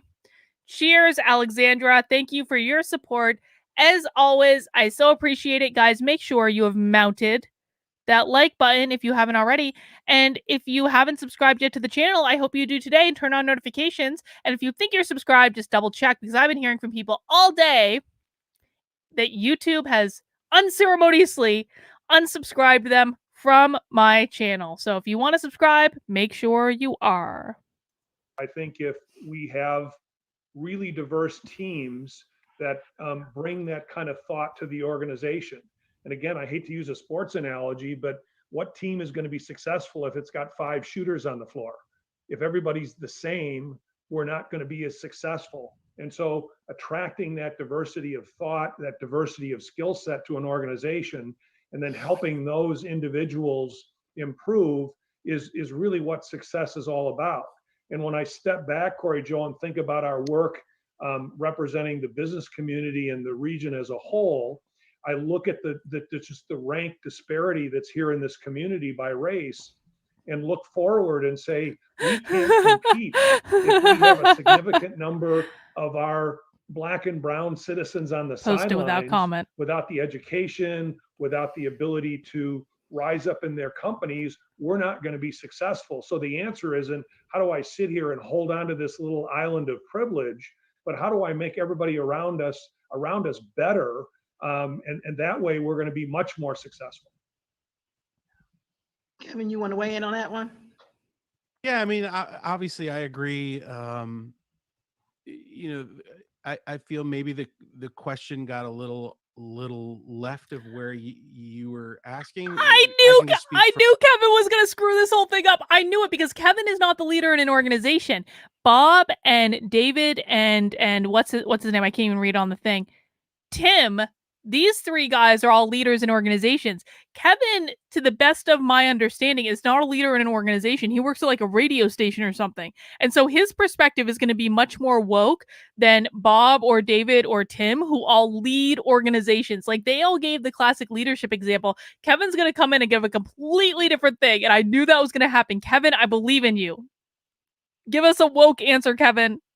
For myself, and my feeling and my experience in this world, it's about creating equality in a way that, as a leader, I can create an opportunity for a person of color that also has the power and is governed on their own. Look at Corey's face soften. So they don't necessarily have. Look, Corey's face is softened. That's not the best, Have to. Okay, it's maybe not the best pause of her, but her face is softened. Her features have softened. She's like, yes, Kevin, you can create an opportunity for a person of color. That is your role as a white man, is to create an opportunity for a person of color.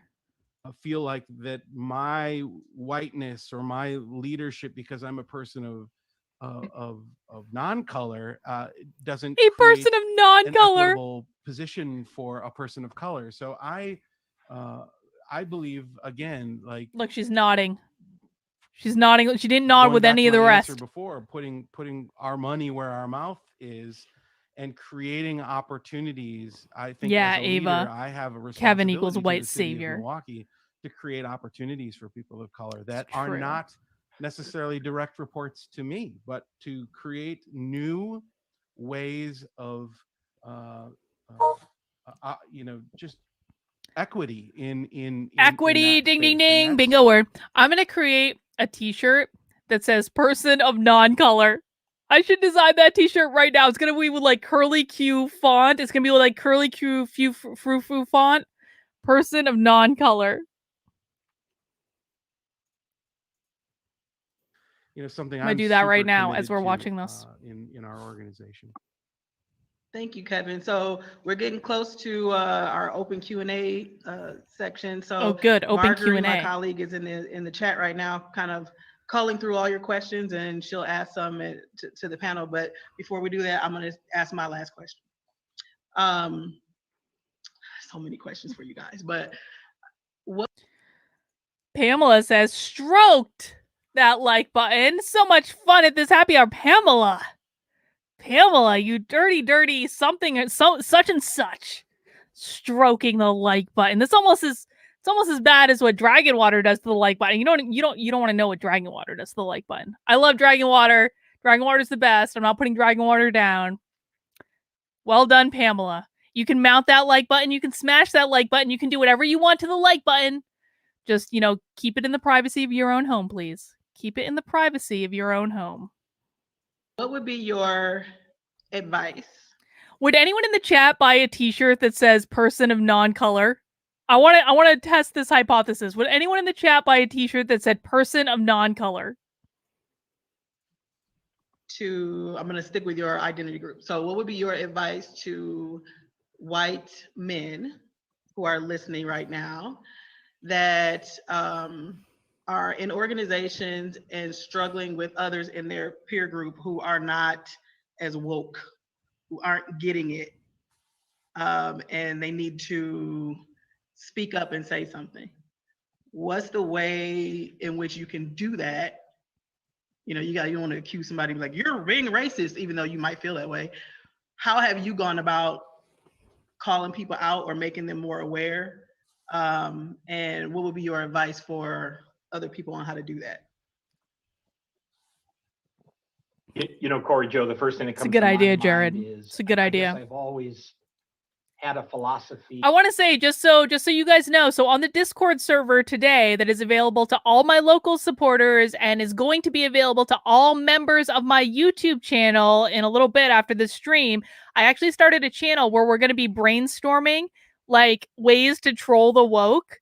And so we can do fun, saucy things like let's make a t-shirt that says person of non-color and things like that would just piss the woke off or like just needle them in some way. We've got a whole channel in the Discord that we're going to be brainstorming off that stuff. So make sure you either become a member of my locals or you become a member on YouTube. And that way you can join the Discord and get in on the fun. I've already got some good ideas. You guys are going to love them. I've got some really good ideas that we're going to talk about on the Discord in our safe space, on Discord. That you get more done using carrots than sticks, if you will. My point being is that we can browbeat, and there are times where things need to be said, right? In the moment, there absolutely are. The passivity with which, well, I can't call somebody out on this or that, has to, and fortunately, in many regards, I believe is beginning to end. No, Bob. But I honestly think what's even more effective Bob. than that is the simple concept that we all, I think, understand, and it's leading by example. It's cast. Bob has retracted. Bob understood that Corey Joe was not happy with him, and now he's moving in a different direction.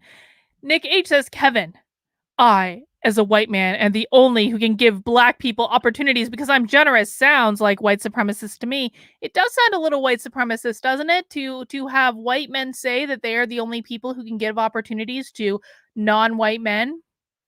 It does sound a little bit supremacist, doesn't it? Yep, I agree.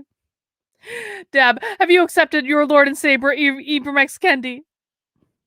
Swear on how to be an anti-racist. Pledge your allegiance to D'Angelo and Kendi. Casting a shadow of leadership, of response to stressful situations, of being assertive in terms of making a difference, of creating policy that tangibly, favorably affects the situation, not just hoping for better days, but literally architecting better days by virtue of policy and procedure, if you will. So it's setting an example that others will see, because they absolutely will see it creates a better outcome. I think it's just inarguable that when we have a workforce in any setting that is truly representative of the communities that we live in, that it's a better situation, it's a more effective environment, and frankly, it's a heck of a lot more fun. And to be able to do what you can to create that and allow others to see the benefit and the outcomes, hopefully they will wise up and want that for themselves versus digging their heels in the ground and saying, over my dead body. So I just think the examples that we can impart are the most powerful thing we have to offer. And yes, as leaders, they can even be more powerful because that shadow of leadership can be broader. It can be brighter just because of our presence and our availability and whatnot. But it's a personal responsibility. And if we lead by example, I think that can make the biggest difference. Wholeheartedly agree. And I think I also kind of put my response to when situations occur kind of in two categories. There's just the outright unambiguous racial or inappropriate comments, right? And those, anybody who knows me knows I'm not confrontational, but when those happen, it's my responsibility to say, hey, hold on, right? That's not okay, or I don't believe that. Did I hear you wrong, right? And address it, straight on, because to me, you can't just be silent and go, well, I don't believe that. So at least, I'm not going to say anything to add to it. And that takes courage, right? And it's uncomfortable at times. But thankfully, at least I was designing a t-shirt. I'm sorry. Hang on. Josh, oh my gosh. So I found during the stream yesterday, I had stage fright, LOL. The more I do it though, the less I'll have it. Josh, oh my gosh, you did fine. You did just great. But always come back and call it another time. And actually, Josh, what you can do is join my locals, and we do community Zoom calls twice a week. We do them on Tuesdays and Thursdays. And, the locals community Zoom calls are a place where you can express yourself, talk about whatever you want to talk about in front of a group, get better at public speaking, whatever you want to do, build confidence, find a supportive community. So join my locals, and that's a perfect place to do that. But thank you for calling in yesterday, and I appreciated you, and I thought you did really, really well. So don't worry about it. maybe it's not, maybe I shouldn't be thankful about this because maybe I need to put myself in different settings, but I haven't seen that a lot. But I've done it a few times when I've had to. I think what I've seen much more often is people who say something who you're like, I don't know if they really know how that came across, or if they really knew how that might have been received by others. And those are situations where I think it's important to, on the side, not a direct conversation. Hey, this is what I heard. Like, is this kind of what you meant? Or I'm not quite sure. And I've done that before, and I've been in situations where people went, oh my goodness, I can't believe I said that. Or other times we're like, well, yeah. And then you say, well, why do you think they didn't have a conversation? I guess my point is in this day and age, I think it's really easy to judge people. And I think we have to be careful in all these conversations to meet people where they're at to advance the conversation. And a lot of times we bring our own perceptions of what we think maybe a racial comment and put that on someone versus saying, well, let's just have this is what I heard. Is this what you meant? And just get into that conversation. And so that's how I've kind of approached on the one-on-one. To me, there's this is a bad, the black and the white, right? Where it's kind of like, oh, that's just overtly wrong. Is it black and white, David? Is it? And then there's a whole bunch of gray that needs to be, in my mind, kind of addressed in a way of let's.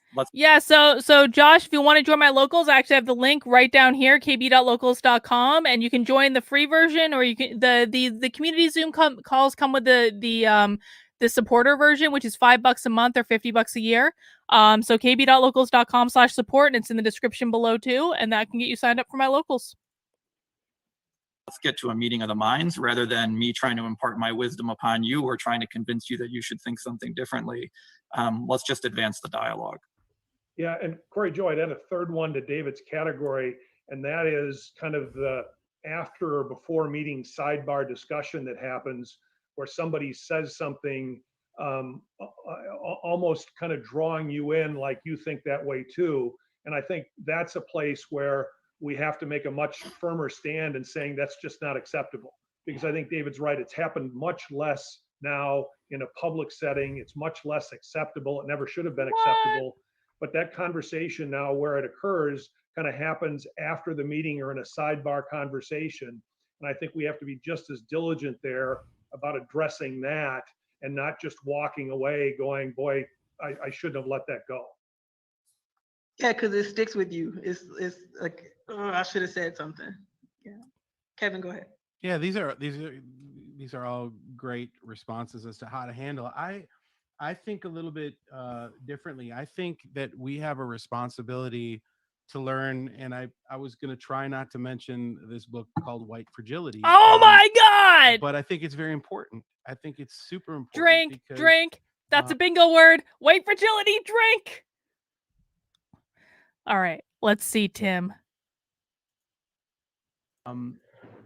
Does he have it with? I actually have it. no kidding, we guys. have a I have white fragility responsibility sitting on my to desk right understand the now. complexities of I what do. racism truly is, and it is Look at all not those just underlines.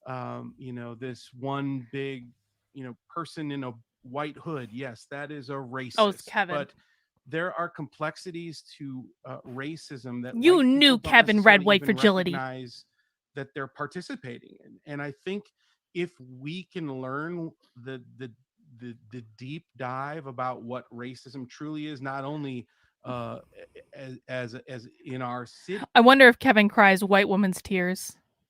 I wonder what he thought about chapter 9, white woman's tears.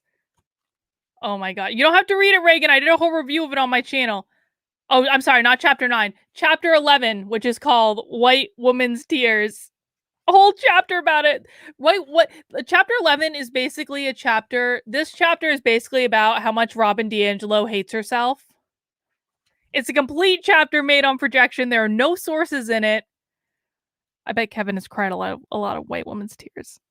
In one of the most racially segregated cities in the country, but and how it has played into the fabric of who we are as America.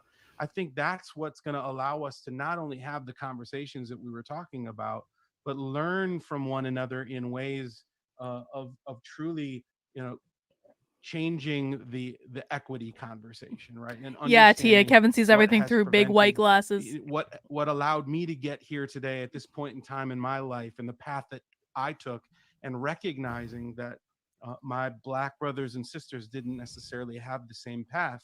It doesn't make me a bad person that I was born a white man, but I have the obligation to understand what everybody else that we're talking about has gone through.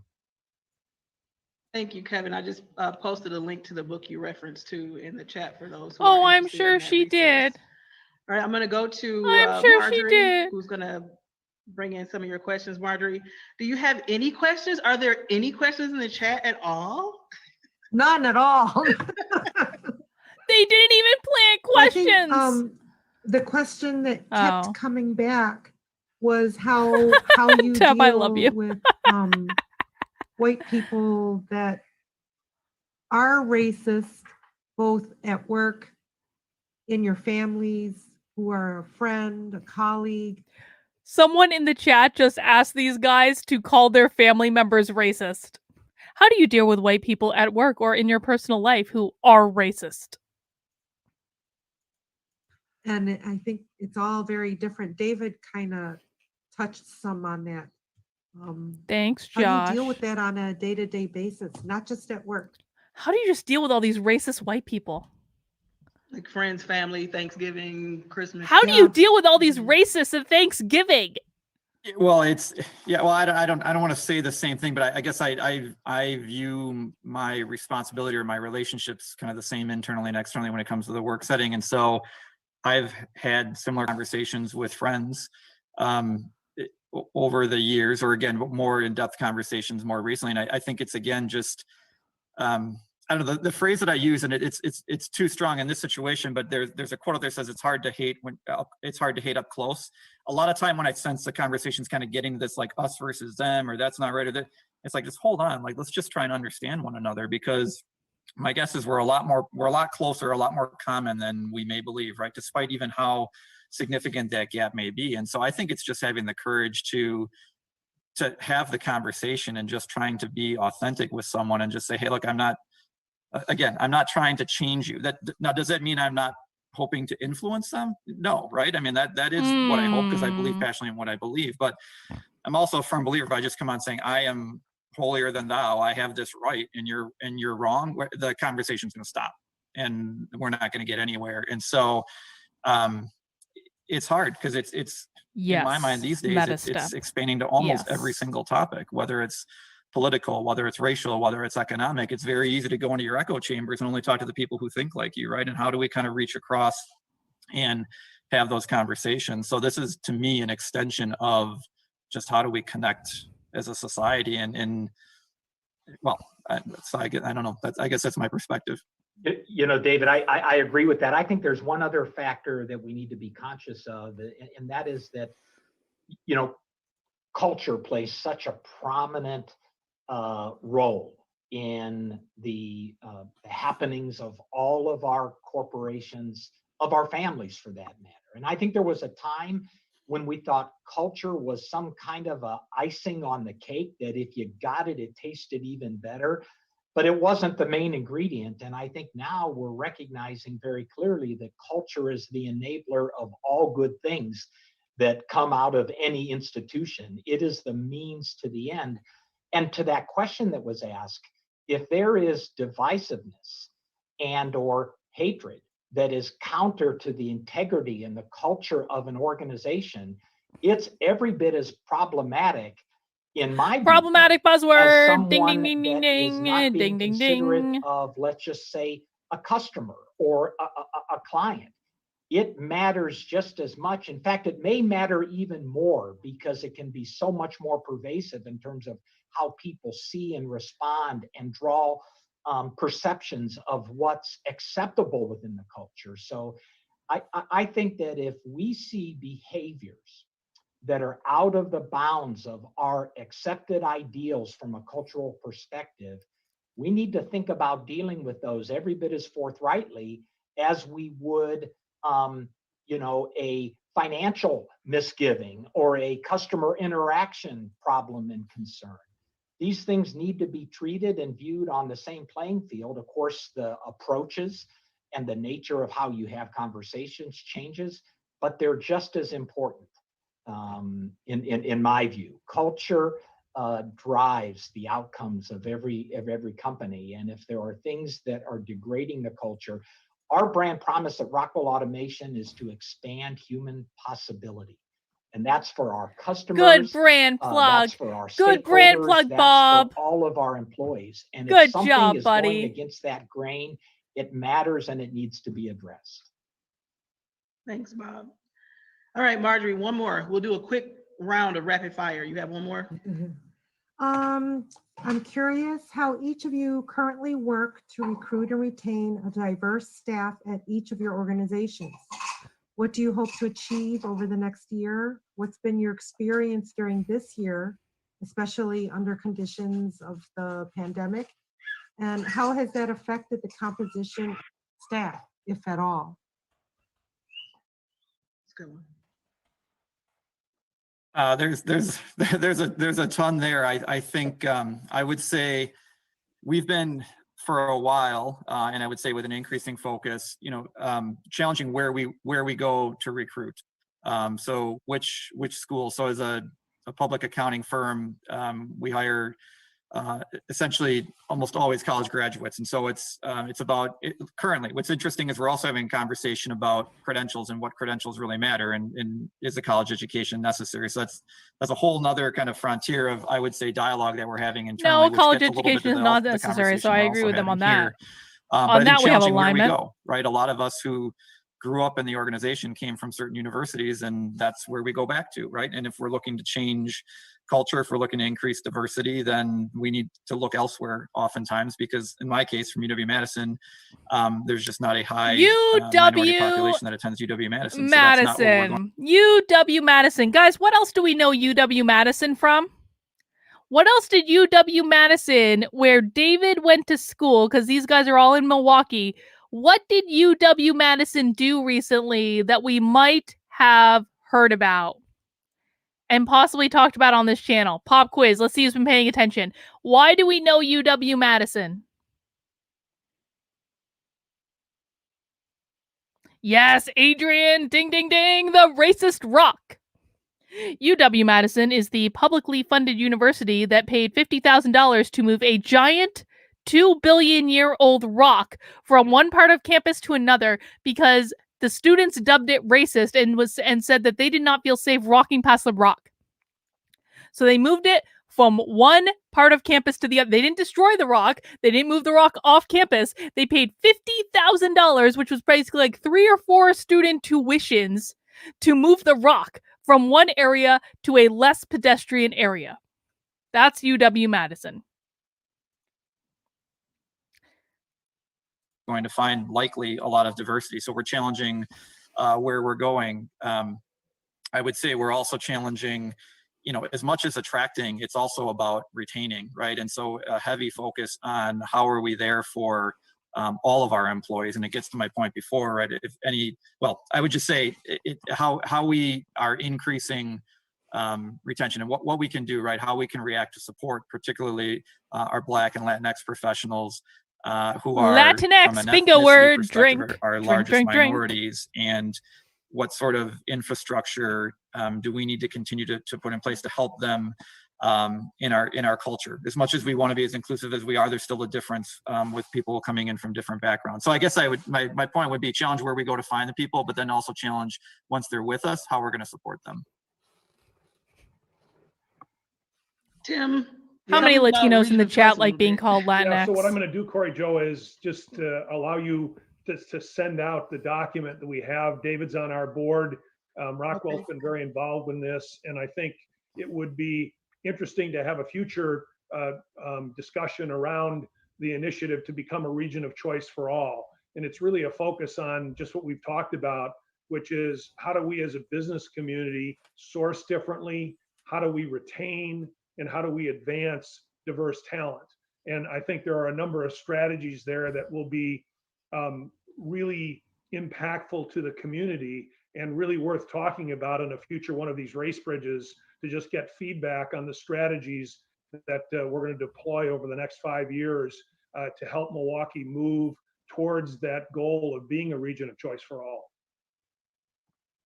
That's great, because you're going to let me send the document. It's not public yet, y'all. This is like exclusive stuff here. Bob, Kevin. Well, I think when it comes to being intentional, there's a lot of very practical things we can do. And as David said, every bit as much around retention and being intentional about changing that whole outcome of are we keeping the talent and the people that we should to help engender a more diverse and reflective workforce of our community, as well as attracting and acquiring new talent. But I think there's a lot of very practical ways and means that can happen with regard to how sourcing is done, how interviewing is done, what goals and objectives do we set against trying to create diverse teams at all levels of leadership. For example, do we just look at broad categories of numbers and say, it was X, it needs to be X plus, but what if the X plus really needs to be in a certain area within that population, right? Are we adding to maybe just newer hires or lower on the leadership scale, or are we having an all-out intentional program to make sure that all levels of leadership and all core roles and responsibilities in the organization are getting where we need them to be reflective of the communities that we lead in? A lot of those things can be very practically vetted out and promoted by goals and objectives, and that's something that Rockwell has been for a long time and continues to be, I would say, even more deliberate and more intentional and more specific around Bob. the categories of creating that equity that needs to exist within our workforce. No. It doesn't need to be rocket science. It needs to be intentional, though. That's good. I like that. We can make a t-shirt, Bob. Kevin, last thoughts? Yeah, I agree with the panel here. All of those are just great ideas. You know, we've got real challenges ahead of us. This is going to be a difficult year. 2021 is obviously, I'm not saying anything that we all don't understand, but you know, Google just announced that they're going to diversify their workforce in Chicago. That means they're going to pull talent from Milwaukee, and it just means we have. I'm sorry, what? Google announcing they're going to diversify their workforce in Chicago means they're going to pull talent from Milwaukee? No, it doesn't, Kevin. That does not mean that. Doesn't mean that at all. Do you really think Chicago isn't diverse in terms of the diversity you're talking about? Please. Have to challenge ourselves to find new innovative ways to not only find deeper pockets, but to retain. And we're committed to that at Radio Milwaukee. Thank you all so much for That it? having this conversation with I me. guess People in the so. chat have It's like really 6 seemed more to minutes. What else are they going to talk enjoy about? it, enjoy your insights and your honesty and openness. I really appreciate you guys, Kevin, Tim, Bob, David. You're awesome. So I'm 6 minutes over with our time, so I know you all have to go, but I have a treat for you, Kevin. Ooh, a treat. My final screen share. Are you going to sing? Oh, kind of. Okay. I'm gonna play this. Milwaukee Strong. So all No. the fuelers know at this point. No. We're not playing a song. I'm going to get a copyright infringement. All right, so we've just seen 4 beta white males talk about their white male privilege and what they need to do to rid the world of their white male privilege. But even more important than that, guys, you know what I did when we were on that call? You know what I did? I designed a t-shirt just for all of you that says person of non-color, and you can get it in male t-shirts, you can get it in women's t-shirts, you can get it in all sorts of different colors. I made the font yellow because I thought that was a little bit more sassy, and I really liked the way it looked with the purple. Like, look at that. Isn't that a cool effing shirt? So if you would like to buy the person, I made men's shirts, I made women's shirts, and I made tank tops. And if you'd like to get that shirt, there's the link in the chat right there. I chatted it in. Let me chat it in on Rockfin and on Odyssey just for fun. Just for fun, if you want the person of non-color t-shirt. And if you buy this t-shirt today, just as like this is like an impromptu offer. If you guys buy this t-shirt and you forward me like a receipt showing that you bought the t-shirt, I will give you 6 free months in my locals community. So you can send me send me an email at drcarlin.com/contact, or you can shoot me a DM on Twitter at drcarlinb. And if you do those things and you buy this t-shirt, I will give you 6 free months in my locals community. And of course, I will be sharing out the link to join the locals Discord right after this, so you can all get in on the Discord, and you get a cool t-shirt too. And I know, like Alexandra, I think you were the one that asked for tank tops. I did do tank tops. I did. I don't know where they are. I've got all sorts of other cool stuff in my store too, guys. Check it out. I've got awesome stuff in my store. Some stuff that you may not have heard about. Look at this shirt. Look at this shirt with the guy. Like, I love this shirt. Like the Mad Hatter handing you the red pill. I fucking love that shirt. I don't know why more people haven't bought that shirt. I also have one that I'm really proud of is this End Systemic Racism, Defund the Schools t-shirt. So I have lots of interesting stuff. You can find the link if you're looking on YouTube, on my main YouTube channel, you can find the link to my merchandise in the link in the description below. Lots of fun stuff on there. All right, guys, I do happy hour every week, Friday at 3 p.m. Cider says, "Hey, Carlin, sorry I can't super chat. I wanted to know, does your new book about how to fight critical race theory help students in K through 12? Well, yeah, I mean, inadvertently, it has a whole chapter about the schools, focusing on K through 12 schools. So it's certainly going to give you some great suggestions. So Cider, I will let you know when that book is out. And hopefully it gives you, or at least it's available for pre-order, and hopefully it gives you guys some interesting tips. But that's all I've got for right now, guys. I will be back here. Let's see. The next live stream is actually scheduled for Monday at, I believe, 7:00 p.m. I'm gonna have the director of the Walkaway Campaign PAC, Damien, on to chat. I've got so many live streams next week. So I've got on Tuesday, I've got Nothing Remotely Controversial with Joshua, obviously at 9:30 p.m. On Wednesday, I'm going to have Angela from the Mises Caucus in the Libertarian Party. She's running to be the LNC chair next year. So I'm going to have her on the channel to tell us about the Mises Caucus in the Libertarian Party, which I'm really excited about. So lots of cool stuff coming up next week. I hope you guys have a great weekend. And of course, I'll be back on Friday with happy hour again at 3 p.m. Take care, guys. We'll see you soon.